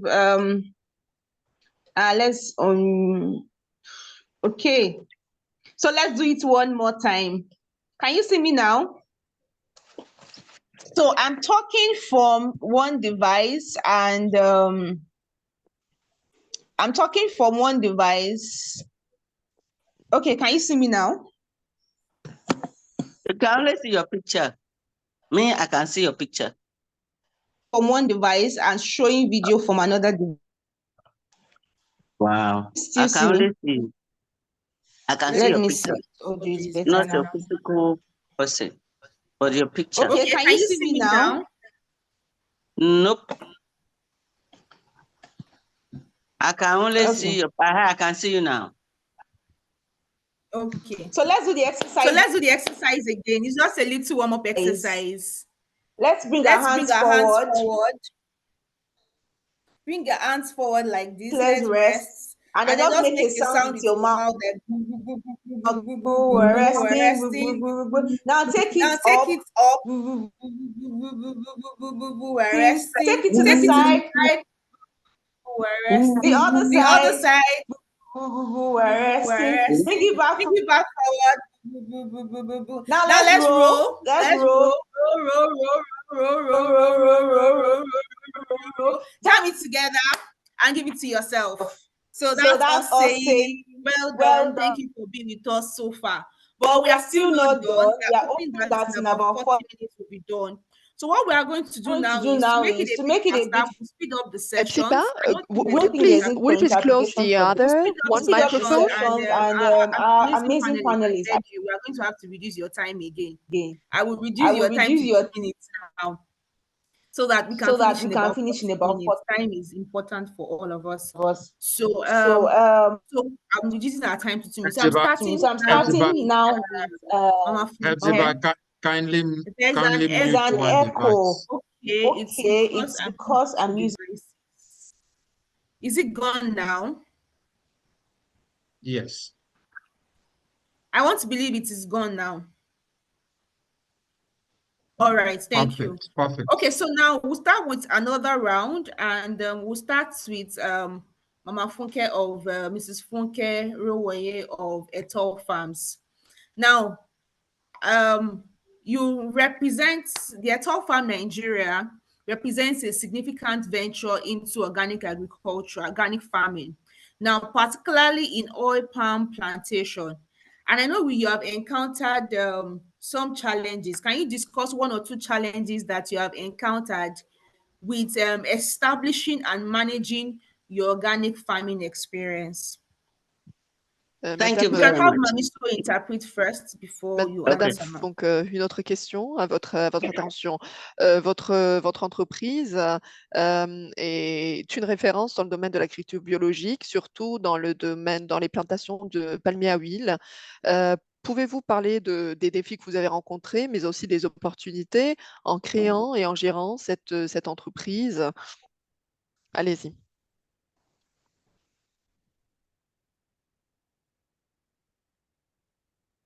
Hello? Yes, please go ahead, ma'am. Okay. Thank you once again. I'm back. Firstly, I'm glad I belong to a sector that leverages on fairness, ecological consideration, and awareness. It was a big challenge at first for the people around me to understand that I was not delusional. People just felt that, how come that she's not going to use herbicide, she's not going to use pesticide? Because the normal thing for them is to use pesticide and herbicides. So joining and sometimes I sit down and I start to wonder within myself that, am I doing the right thing when I've made the decision? Because of the expenses, the amount of money, the workers we ask for, and a lot of times you employ them, they will not work, they will run away when they get advance payment. So in my wandering around looking for solutions and looking for confirmation to what I was practicing, I can't even remember how I made my way to join an organic association like NOAN. A lot of things they talked about, the trainings and everything, except a great deal in understanding that I was on the right track. The moment I was convinced I was on the right track, concentrating with all arms of organic agriculture, like KCOA2, was a blessing to me. Understanding that organic agriculture can actually be economical in taking at a preventive measure rather than a cure was learned as I move along the path.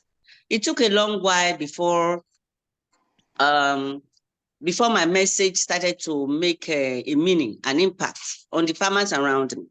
Because most of the farmers within my vicinity are conventional farmers.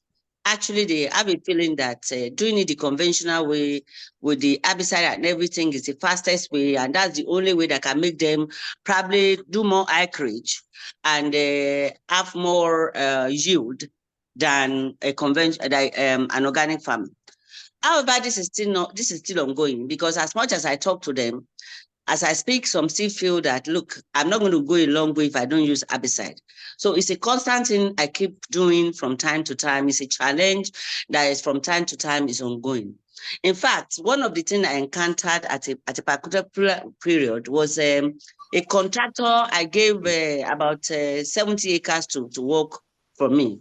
He charged me based on the fact that I'm not going to use herbicide. At a point, probably about 10 acres into the job he collected, he just told me that, look, madam, if you're not going to let me use herbicide to take care of this farm, I'm not going to work again. And he left.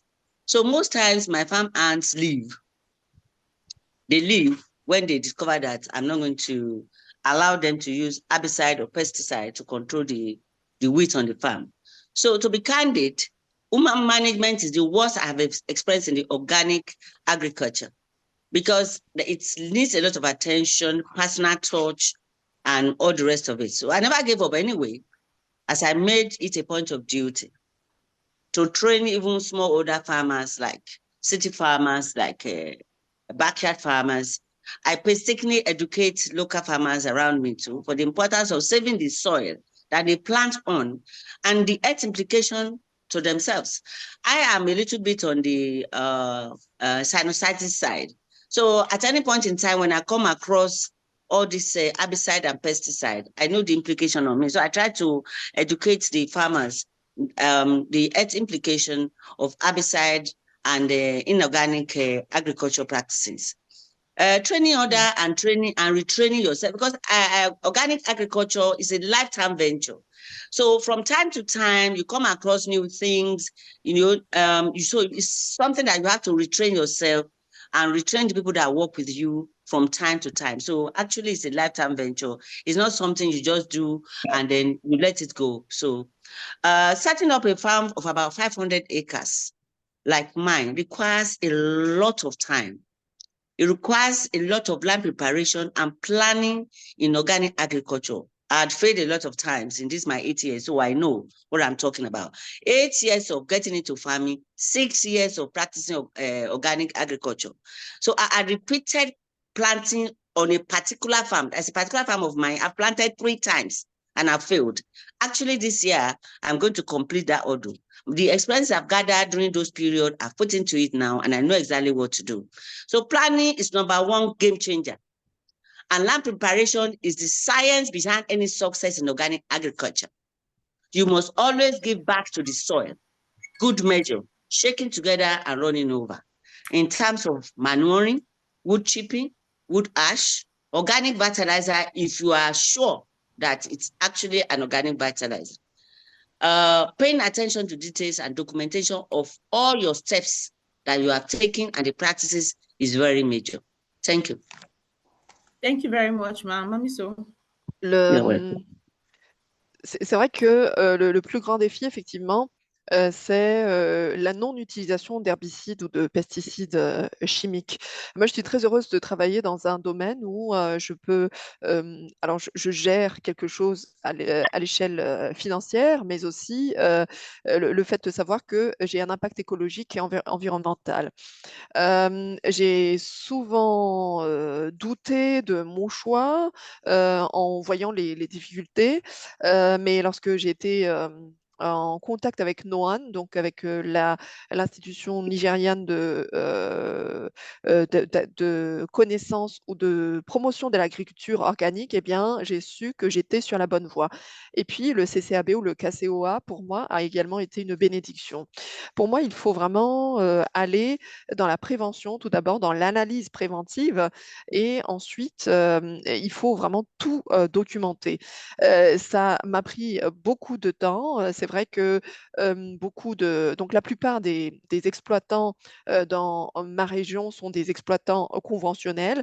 Donc pour eux, le plus important, c'est d'avoir une superficie de plus en plus grande et donc ils veulent plus de rendement. J'ai beaucoup de défis par rapport aux ressources humaines, en fait, puisqu'il y a beaucoup d'exploitants qui, même si je leur donne, par exemple, une superficie de 70 hectares à gérer, eh bien, ils refusent, ils partent quand ils apprennent que je suis vraiment intransigeante quant à l'emploi d'intrants chimiques. Et donc, il me faut vraiment, de manière continue, sensibiliser les exploitants sur l'impact de l'agriculture chimique, les entraîner, les former. Donc, je travaille beaucoup avec des exploitants, donc des petits exploitants ou encore des exploitants donc des villes. Et je pense que la formation, ça, c'est vraiment l'élément clé, la sensibilisation sur les impacts négatifs donc de tout ce qui est herbicides chimiques. On doit se former soi-même, se reformer également, car l'agriculture organique est une affaire, une histoire de toute une vie. Ça m'a donné beaucoup d'ambition et c'est vrai, car c'est vrai que gérer une superficie de 500 hectares, ce n'est pas une mince affaire. Cela fait 8 ans que je suis dessus. Ça fait 6 ans que je pratique l'agriculture biologique.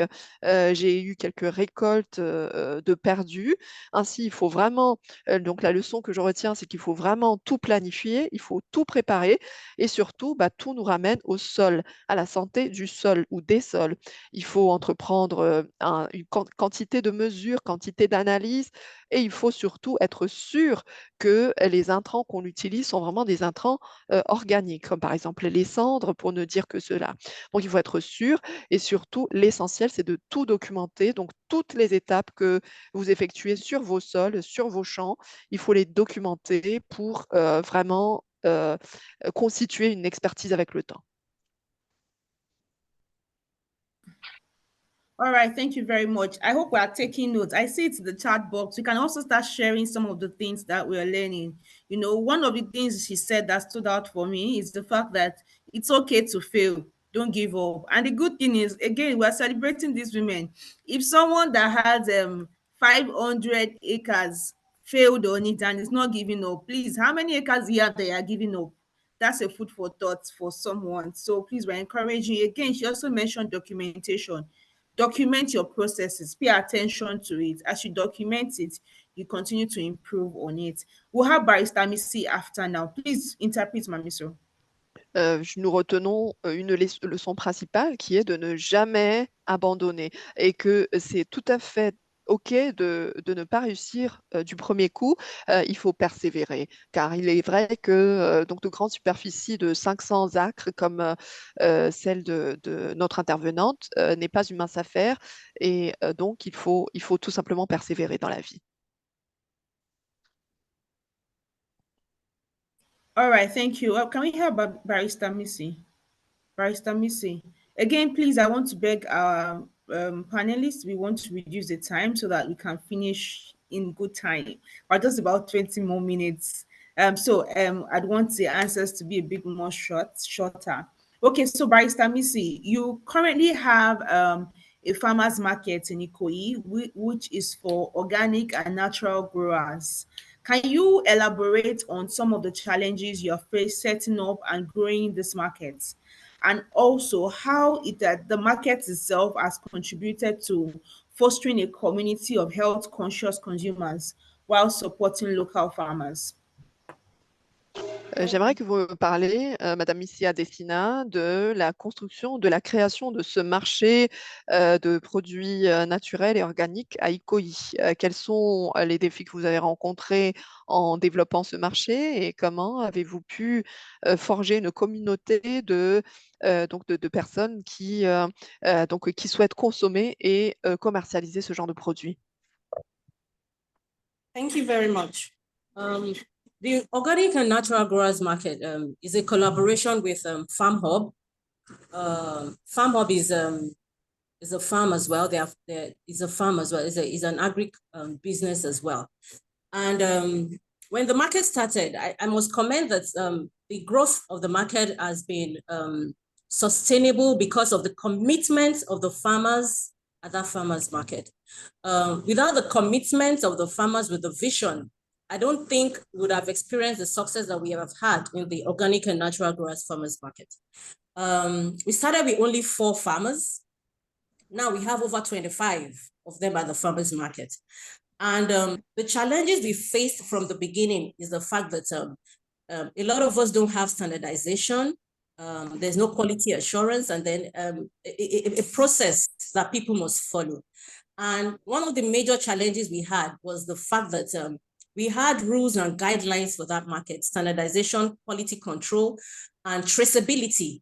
Now we had so much challenge because the farmers just want to do things the way they want to do it.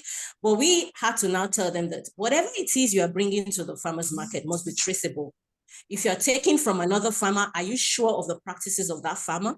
Are you sure the farmer conforms to organic tenants? Are you sure the farmer is farming without pesticides, herbicides, and fungicides? So we had a bit of a challenge, and sometimes some of the farmers felt that, oh, we're too hard, we're too strong on them and all of that. But now we're very happy that everybody knows what the standard of the market is, and everybody has started conforming. So any product, any produce, any processed product that is brought to the market, you must be able to inform the market about its traceability. If you're a processor and you're taking from farmers that are giving you inputs, you must be able to tell us where the farmer is residing. You must be able to tell us the location of the farmer. You must also be able to let us know that the practices of that farmer conform to the standards of the market. So these are the things that we have also put in place. And we make it a requirement that any farmer or any vendor coming to the market, you must belong to an organic association. So we've been recommending for them to join NOAN in Nigeria, or any other organization, organic organization that's association, even if it's international and not based in Nigeria. So those are part of the things that we try to ensure that the vendors are continuously learning from one another, from other farmers that are in the same space that they're in. And we believe that the market is a market of integrity. Integrity in the sense that whatever it is you are bringing to the market conforms to the standards of the market. We have customers that come to the market that have health challenges, and they believe what they're buying from the market is to aid and help their wellness. So we are very particular about the integrity of the market and the integrity of all our farmers and vendors in the market. And because of this that we have, because of these standards we have placed over time, customers are they feel comfortable coming to the market. They see the market as a family place. They see the market as a place where they can be themselves. They can remove their shoes when coming to the market to be able to have a bit of grounding with the soil. And this indeed has been a way of the community understanding that the farmers there are strictly farmers growing without pesticides, herbicides, fungicides, or synthetics, or anything that has to do that is not natural. Thank you. All right, Ma, please, I would have to cut you there. Thank you, Ma.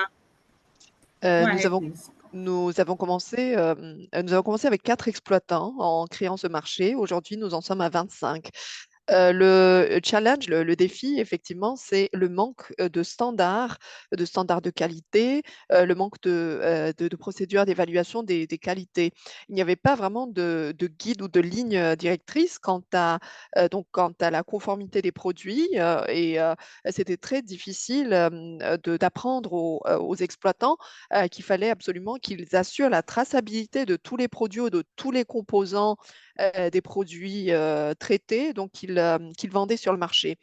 Et tout d'abord, donc, ils étaient assez effarés par notre intransigeance, mais au fil du temps, ils ont vraiment compris à quel point tout ceci est important. Donc, on leur dit qu'il faut absolument, s'ils veulent par exemple s'approvisionner de produits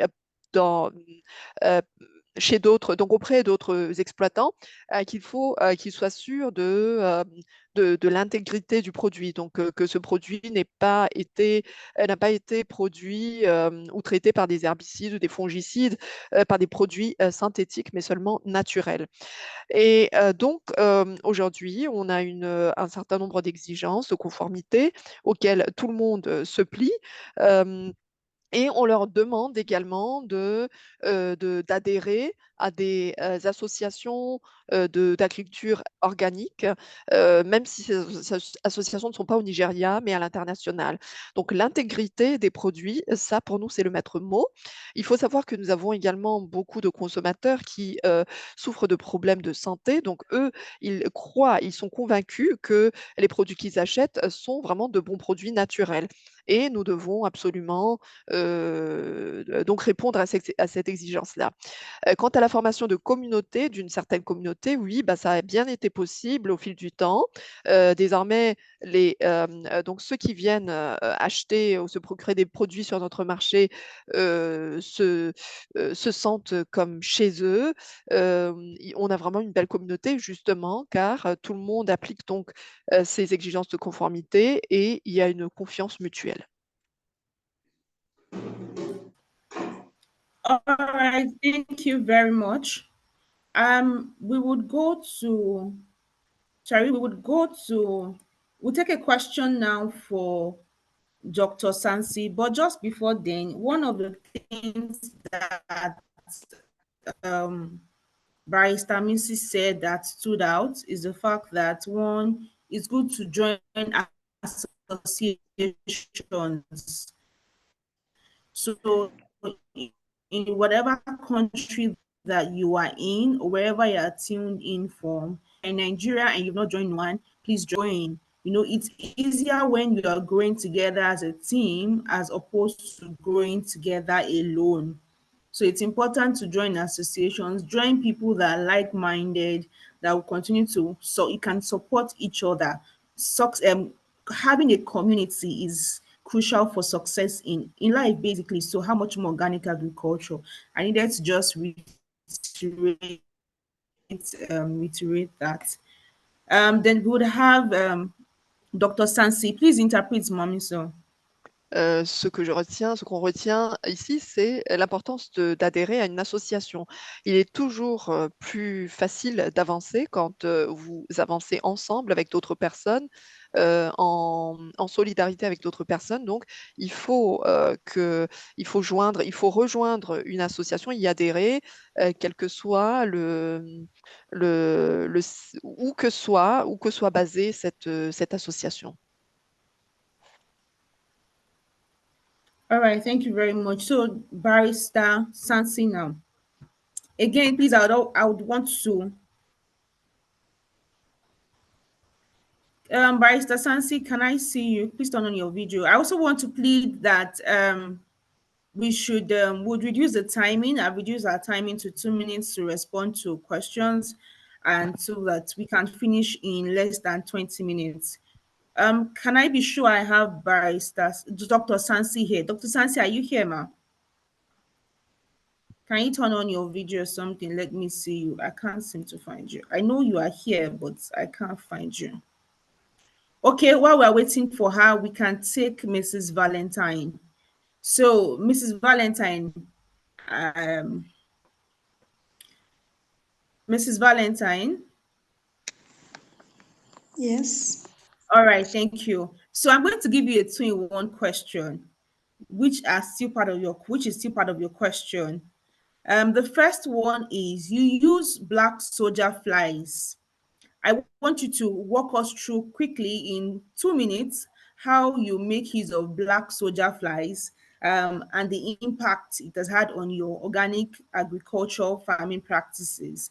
And the second one is how you are able to get your organic products into supermarkets, such that I need to reiterate that the essence of all of this program is to show us the possibilities. So I want you to talk about, one, how you have incorporated the black soldier flies and the results you have gotten in 2 minutes, and in 2 minutes, share also how you have been able to get your organic product into supermarkets. Thank you. 2 questions pour Madame Valentine. Vous avez mentionné tout à l'heure l'incorporation, l'intervention de la mouche noire qu'on appelle soldat noir dans l'alimentation du bétail. J'aimerais que vous nous parliez en 2 minutes de l'impact de cette intervention sur les aliments que vous produisez, donc sur vos pratiques agricoles également. Et deuxièmement, j'aimerais que vous nous parliez des moyens que vous avez mis en place pour commercialiser vos produits agricoles organiques. D'abord, je vous remercie. En commençant par la question numéro 1, j'ai intégré la production de la mouche noire dans mon ferme pour que ce soit un complément qui aide mes animaux à avoir plus de protéines. Parce que j'ai été motivée par par le district qui m'a donné des formations pour la production de la mouche noire, car il y avait une pénurie de soja dans la nourriture des bétails. On utilise des soja comme pour trouver des protéines parce que les animaux ont besoin de protéines pour grandir. Alors, pour que le soja soit seulement pour les humains, on a cherché un moyen de compléter les protéines des animaux en utilisant les mouches noires.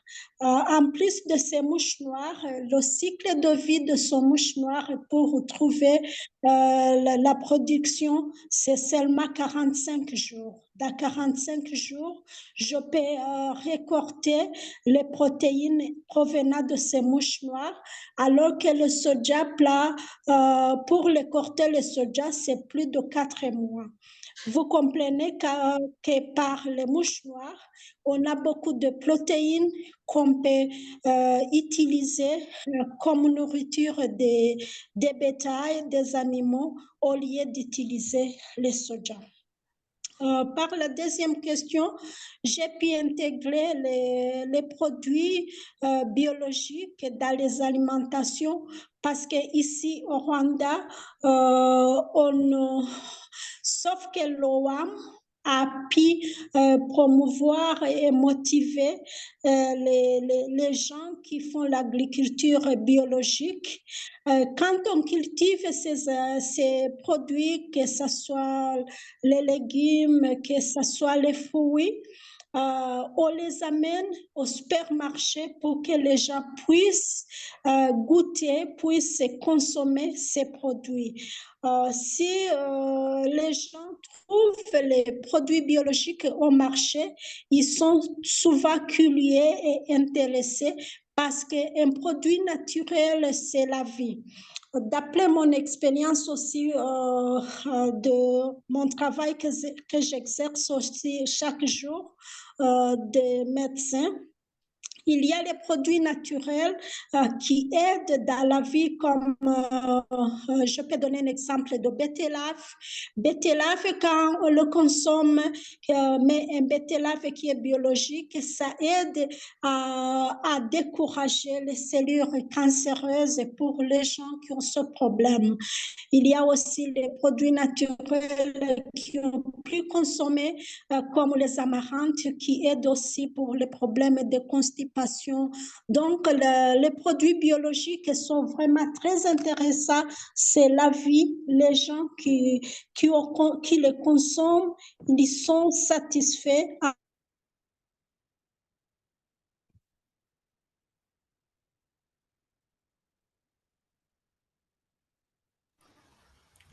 I think we've lost that. Mami, so can you please interpret or translate what she said so far?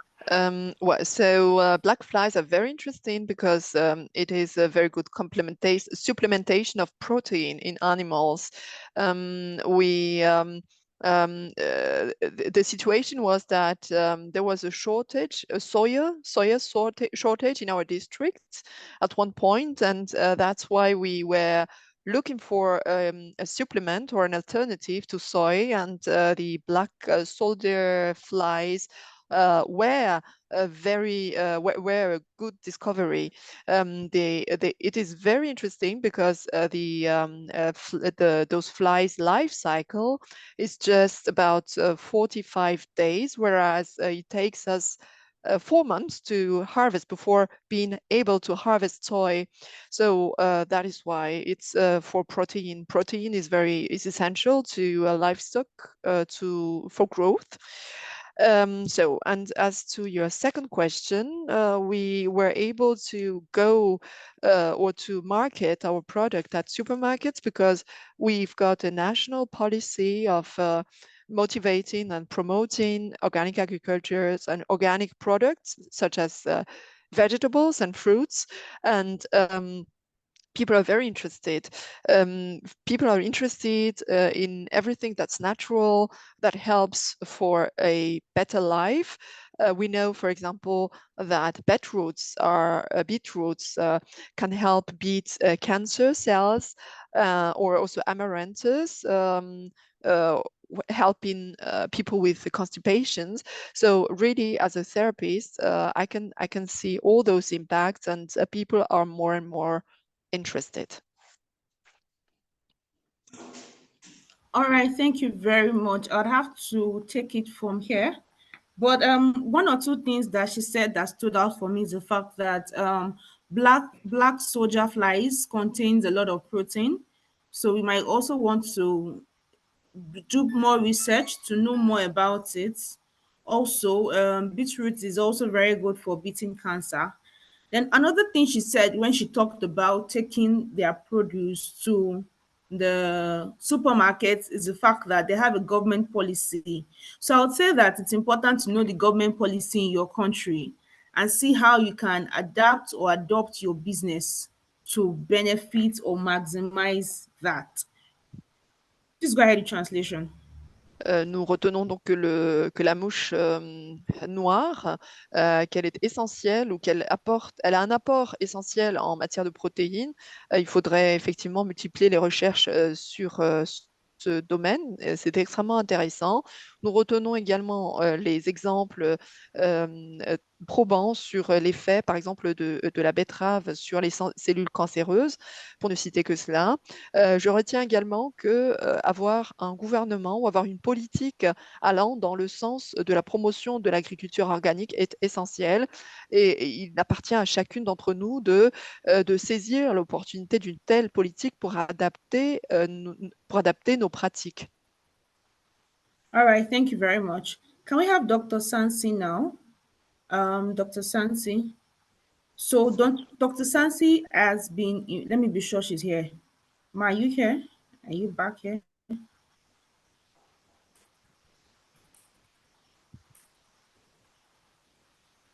Dr. Sansi, are you back here, ma? I'm back here. Apologies again. All right, ma, that's fine. Okay, so I'd want you to walk us through in 2 minutes now, on the formation of state chapters, or rather, let me say, can you share some specific examples of how some of the zones or clusters that you have in your states are benefited from organic agriculture advocacy, with reference or in terms of accessing resources, market outlets, and resilient building measures? Thank you very much. Good afternoon again, everybody. Yes, the Oyo State chapter comprises both peasant farmers, those are the local farmers, and the elites. Well, it's an inclusive thing. We have a way, when we have our general meetings, which we hold every other month, we have it physically in English language, but we have at every meeting somebody interpret or translate into Yoruba so that the local farmers are carried along. And when we have, most of the time, we have it in form of PowerPoint so that we have pictures that they can follow as the thing is being interpreted. We also have incorporated a training session into every general meeting that we have, so that people come with the intention that there will be something new they will learn, or they will get better rooted in whatever they had known before. So that served as incentive for them to come. And it also was, and we also make it a point of duty to make sure that they acquire skill and knowledge every time they come for the meetings.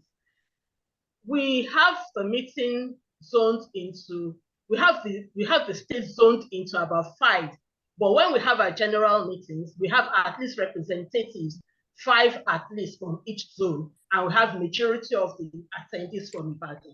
So the 5 or 10 or 12 or 15 that come from the outer zones go back home and organize a TOT to enlighten the people at home. Is that the second question? Maybe I'll translate it first. Okay. Okay, please.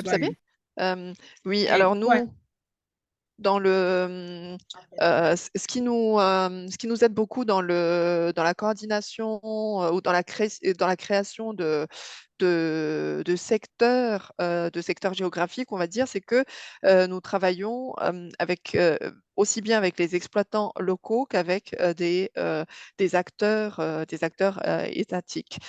Nous organisons chaque année une assemblée générale en anglais donc pour tous les membres, mais le contenu des formations de l'assemblée générale sont également traduits en Yoruba, donc la langue locale.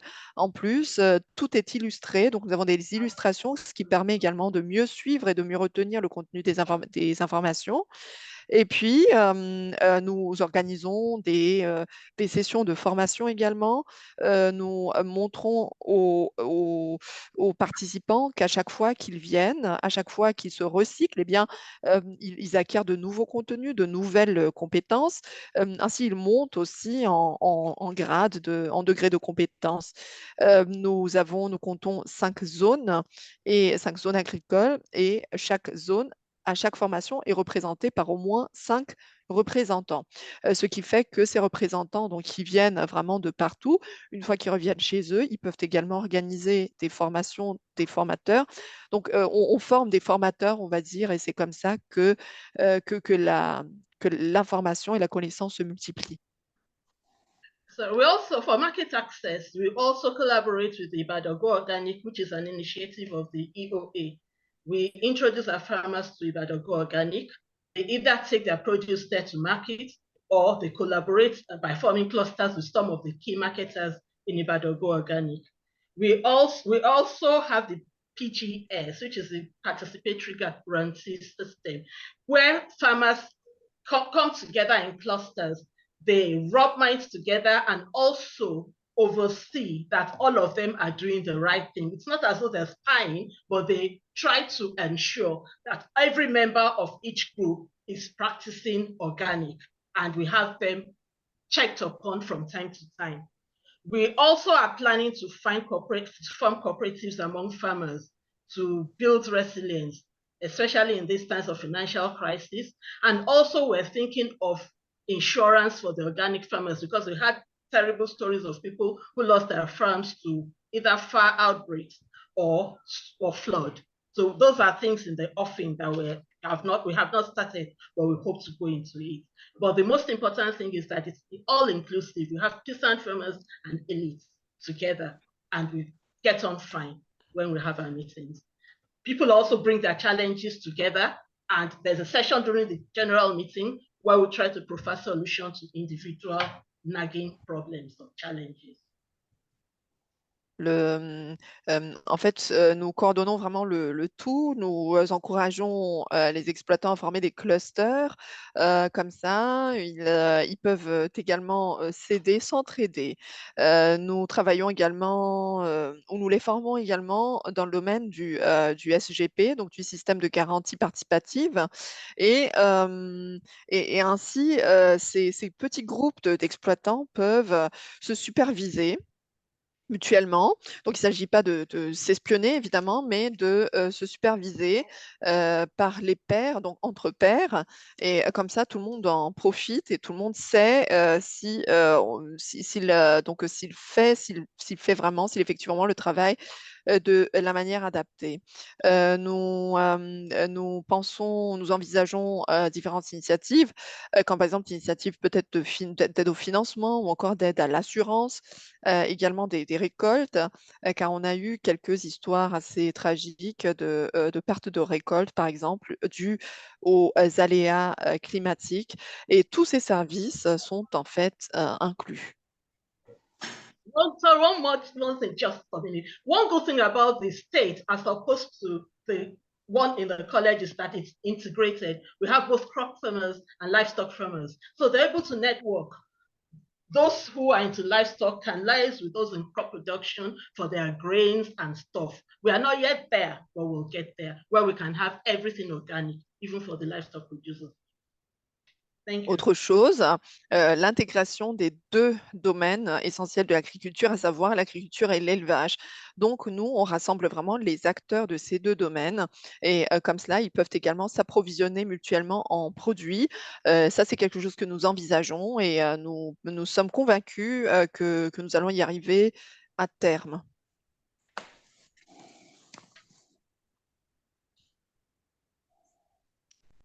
All right, thank you. So we're going to do a final session. From there, we're going to wrap up the event, this webinar. But I want us to, in a little way, to celebrate ourselves and say thank you for joining the session and being a part of this session up until now. I believe we've gotten a lot of value. I want us to roll it. Turn on your cameras if you can. Please turn on your cameras. Let's do this last exercise. Turn on your camera if you can. I'll switch to gallery mode. Let's turn on our cameras. Then we'll give all our panelists 1 minute to say something. And then I think I would give perspective to it by saying, I want you to share something that you wish somebody had told you about organic agriculture or something. I see Mama Kwe Farms. I celebrate you, Ma. Sorry, I had to just say that. I celebrate you, Ma. So, you know, something that you wish somebody had told you or something that you do that has helped you or continues to help you in your organic agricultural practices. So let's roll it. Let's roll it. Are we rolling? Let's capture it. Roll it. I hope you can all see me. Can we all see me? Your hands together. You are rolling it. So you're going to give yourself a very big hug. Are you rolling? Rolling. Are we all rolling? Mama Funke, can you see me? Are we rolling? Yes, we're rolling. Roll it, faster and faster. Faster and faster, faster and faster. Now jam it together. Jam it together. Yes. Jam it together. Then hug yourself, myself. Yes, we celebrate. Thank you so much. So we'll go around all our speakers. I think I want Mama Funke to go last so that she can give us some of that energy she gave us before. Do we agree? I was in the chat box. So let's start with Madam Valentine. So you have 1 minute. Speed that 1 minute. Something. Okay, so I would need Mamiso to possibly interpret that. Something that you love to tell your younger self, or something you have learned in organic agriculture in your years of experience that you keep it like profound, something that is so profound to you. So, Mamiso, please interpret and let Madam Valentine go. I would also want to recognize, okay, Mrs. Lisa Chantel. She will talk after all of this. Okay, so please go, please, Mamiso, please go ahead. J'aimerais que vous nous disiez pendant 1 minute un conseil peut-être qui vous a inspiré ces dernières années dans votre parcours dans l'agriculture organique. Y a-t-il un conseil que vous aurez aimé recevoir au tout début ou quelque chose qui vous continue à vous aider jusqu'à aujourd'hui? Merci. D'abord, de ma part, ce qui m'a encouragée ces derniers jours de mon parcours pour l'agriculture organique, c'est l'appui de l'OAM. L'OAM, ils aident les agriculteurs à se réunir, même plusieurs fois, ils organisent les expositions. Par ces expositions, nous profitons aussi de faire connaître nos produits organiques et les vendre par l'appui de l'OAM. Vraiment, de ma part, je remercie l'OAM par son intervention dans l'agriculture organique au Rwanda. Leur impact est vraiment idéal. Nous le connaissons tous en tant que les agriculteurs biologiques. Merci. Well, for me, it is a support. Thank you so much for keeping to time. The most important thing is for us to be exhibited so that our products are exhibited and are then known by the great public. So there is an institution, OAM, which helps us since the beginning. And I think that, one thing that keeps us going is that our product is known or made known by or through exhibitions. All right, so can we have Dr. Sansi?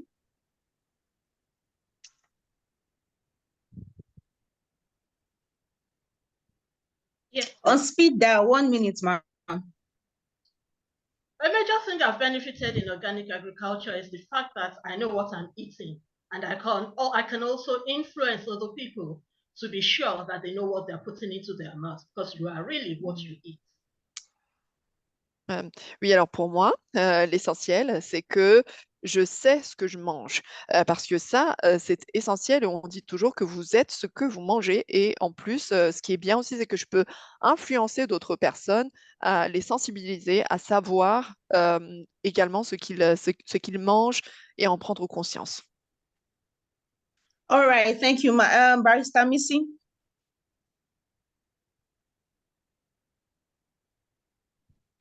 We can't hear you. You have to unmute, ma'am. Okay, thank you. Organic is life. And I wish I'd known about organic agriculture at probably a younger age, because I know by now I would have there would have been more impact that I would even have been able to disseminate to other people. So organic is life. Organic is life. Those are my last words. Organic is life. Life is health. Health is life. Organic is life. Thank you. Alors pour moi, thank you very much. Okay, sorry, please go ahead. ma devise, c'est que l'organique, c'est la vie. La vie est organique. La vie, c'est la santé c'est la vie. J'aurais aimé le savoir un peu plus tôt pour encore avoir un impact plus grand encore, mais je pense que l'essentiel, c'est de le savoir et de continuer à appliquer cette devise. All right, so Mama Funkema, I hope I can already see the lesson of things we are sharing in the chat box. So please, let's keep sharing. So, Funke, on speed dial, 1 minute, ma'am. I'm sincerely grateful to be part of this webinar. And honestly, I must tell you, if I can wind back the hand of the clock, I will advise what I would have loved that to happen to me. Before you get into any venture, ensure you do your due diligence, find out about the people that have been in the practice. Join an association that is you are going to leverage on, that's going to assist you in your marketing, that's going to assist you in your in getting the best premium for your output. That's going to tell you step by step so that you don't have. I had a lot of wastages because I had to learn all by myself. You understand? Before I now start joining groups, training and all the rest of it. So I will advise, if you are getting into any venture, not only organic agriculture, try and find out, do your due diligence, join the right groups, the right association to lead you on, to assist you, and then you can reap all the benefits. Thank you. Thank you so much, Matt. So much has been shared. Thank you all so much. Like, can we give them some love emojis in the chat box? Give them some love emojis in the chat box. Thank you so much for being a part of this. Thank you. I would also invite the project country coordinator of Rwanda. Again, my special bias because she's a woman. I love you, Madam Lisa. I hope I got that name correct. So please say something for about a minute, 1 minute. Yeah, thank you so much, Hepzibah, for coordinating this. We really appreciate. Can we clap for all the panelists of today's sessions? Yeah, this shows how women are so powerful. We have been inspired. On my behalf, I've been inspired by the experience, the stories. We really appreciate. As they said, I just don't want to repeat what they said, but the one word I kept, my take-home message is organic is life. Yeah, organic is life.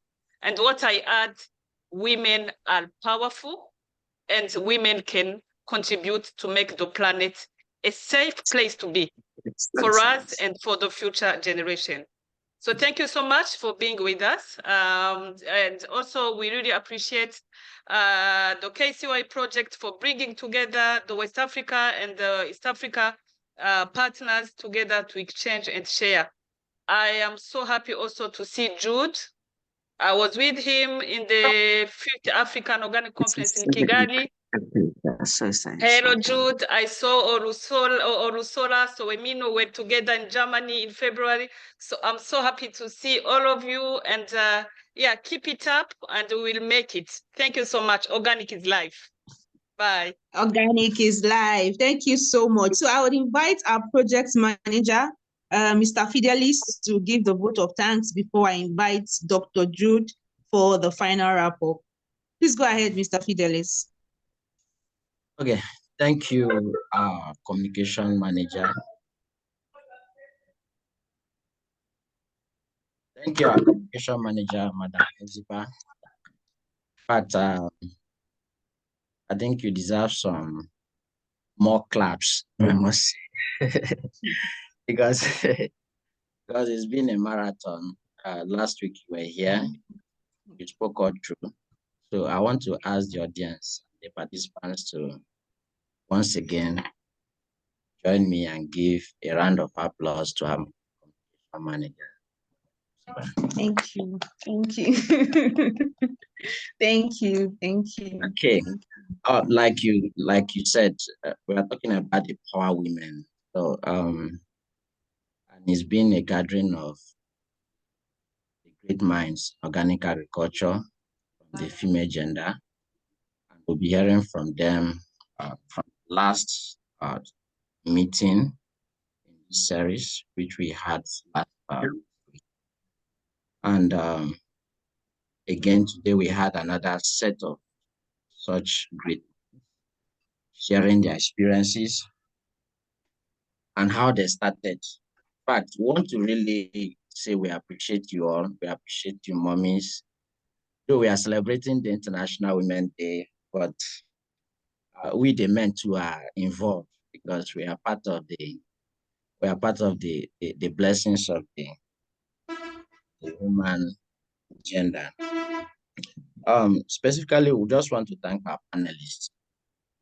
First, that's Mrs. Musabe, Olufunke, Dr. Sansi, and Barrister Misi. I think Barrister Misi is just and Mrs. Valentine too from East Africa, yes, from Rwanda. I've mentioned that.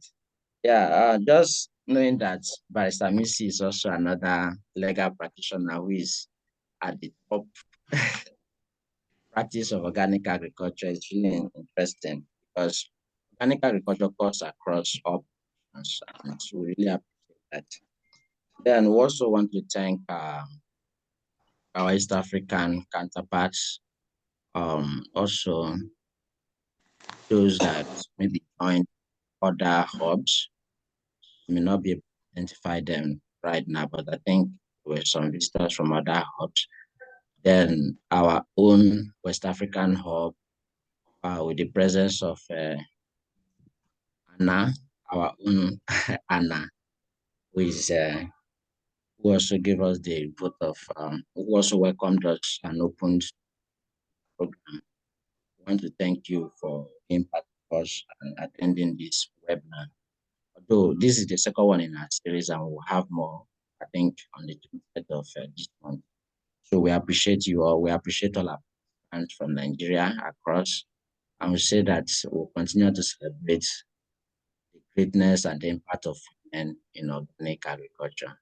Thank you, our country coordinator, for this initiative, Dr. Jude.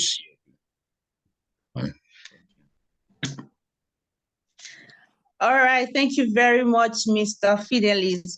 Dr. Sir. Dr. Sir. Let me see.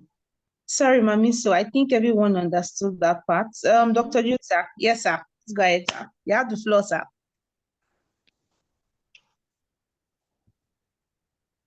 Okay. I'm overwhelmed with the attendance and the activities that went on.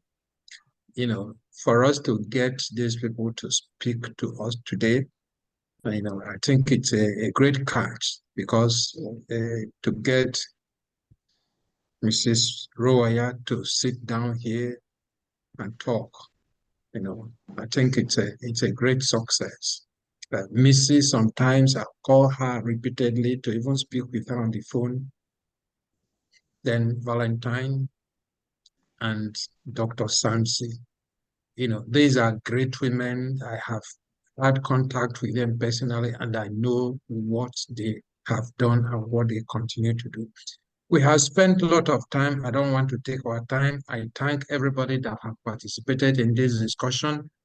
But let me talk a little about the Association of Organic Agriculture Practitioners of Nigeria, which is the umbrella organization for Nigeria, and it is in almost all the states of the country, and it is doing great things to make sure that we break all obstacles in organic agriculture in Nigeria.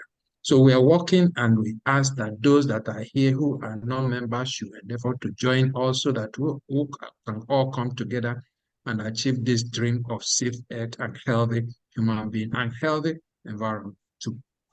Now, I'm glad to tell us we are doing so much already, but we are trying to do something like a flagship project. What is it?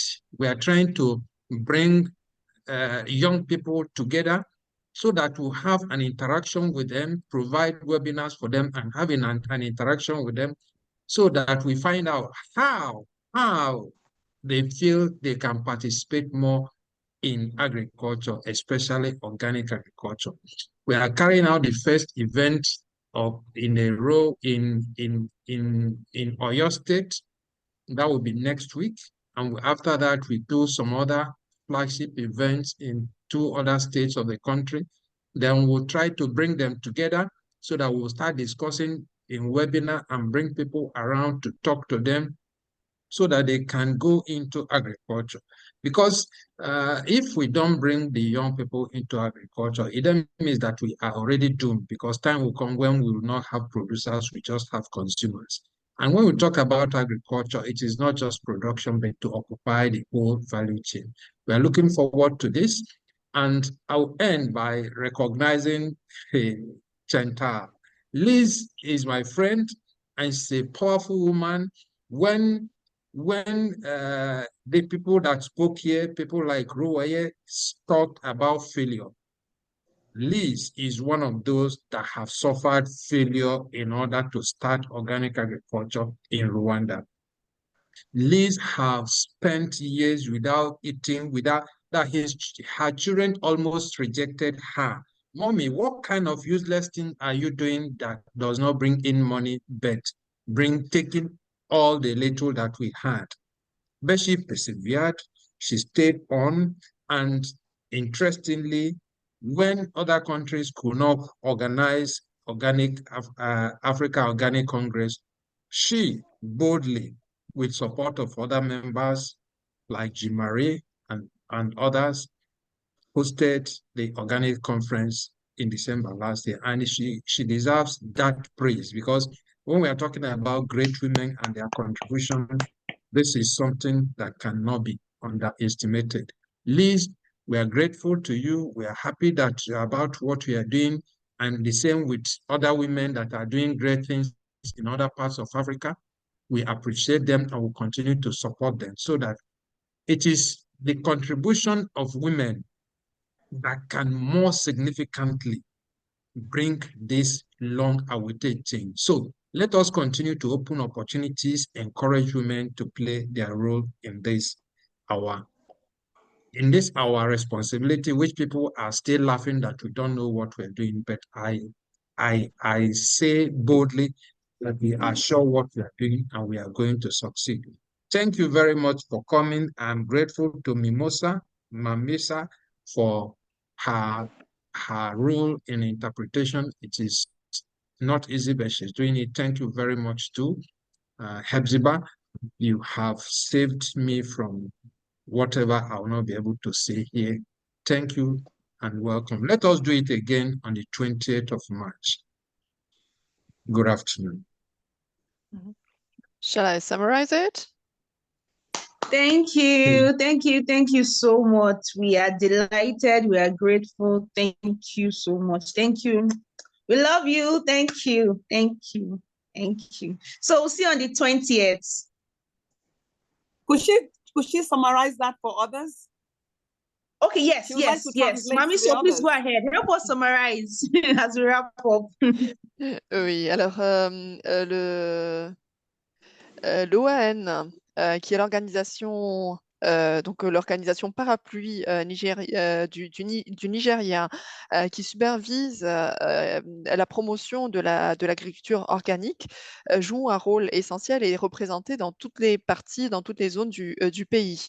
Actuellement, l'OAN est en train d'envisager ou de tester un projet phare qui rassemblerait les jeunes dans le cadre de webinaires, de formations, et qui leur permettrait ainsi d'interagir et d'être sensibilisés dans du caractère essentiel de l'agriculture. Nous sommes convaincus que si les jeunes ne pratiquent plus l'agriculture, eh bien, et s'ils ne sont plus que consommateurs, eh bien, ce sera très néfaste pour l'évolution de nos sociétés. Donc, vraiment, nous réitérons nos efforts et nous ne baissons pas les bras pour les amener à pratiquer l'agriculture et surtout l'agriculture organique. Lise, j'aimerais lui remercier du fond du cœur pour tout ce qu'elle a apporté au projet, pour tout ce qu'elle a apporté comme aspiration, comme inspiration également et compétences au fil des années. Elle a persévéré sans jamais baisser les bras. Même quand les choses étaient tellement difficiles et qu'elle n'avait presque plus rien à manger, eh bien, elle a multiplié les efforts, elle a veillé à ce qu'on puisse organiser le plus de réunions possibles, de formations possibles et de rencontres possibles sur l'agriculture organique. Des conférences ont ainsi pu être organisées, nous ont amené de plus en plus de compétences et nous ont donné plus d'opportunités également d'échanger et d'avancer en la matière. Donc, vraiment, il faut saisir toutes les opportunités. Il faut saisir également cette puissance des femmes, cette puissance des jeunes qu'il faut continuer à porter car tel est l'avenir et comme on a dit tout à l'heure, eh bien, la vie est organique, l'organique c'est la vie et continuons à contribuer donc au fleurissement de l'agriculture organique dans nos pays. All right, thank you so much. Thank you. We are grateful. We would make the replay available and then we'll share with all of us. We'll sign out with this amazing song. Where is it now? Unstoppable. And then thank you. This song has refused to play. L'enregistrement sera mis à disposition de tous ceux qui veulent revoir la conférence ou qui n'ont pas pu y assister. Maintenant, pour clore la session, j'aimerais vous jouer une belle chanson que je suis en train de chercher. Thank you. I'll smile, I know what it takes to fool this town. I'll do it till the sun goes down and all through the night time. Oh yes, oh yeah, I'll tell you what you wanna hear. Keep my sunglasses on while I shed a tear. It's never the right time. Yeah, yeah. I put my arms to your arms, yeah. I put my arms to your yeah. I'm unstoppable. I'm a boxer with no brakes. I'm invincible. I'm every single day. I'm so powerful. I don't need batteries today. I'm so confident. I'm unstoppable today. Unstoppable today. Unstoppable today. Unstoppable today. I'm unstoppable today. Thank you so much. Thank you so much. Remember, you can fail as many times. It's okay to fail, but do not give up. Do not give up. Organic is life and it works. We have seen results from people. So yeah, well, and we look forward to hearing the stories of many of our people that are joining in. Thank you so much. God bless us. Thank you. Bye. Au revoir. Yeah, au revoir. Thank you. Au revoir. Bye. Bye bye. Au revoir. Au revoir. Thank you. I'll cry out now. never see what's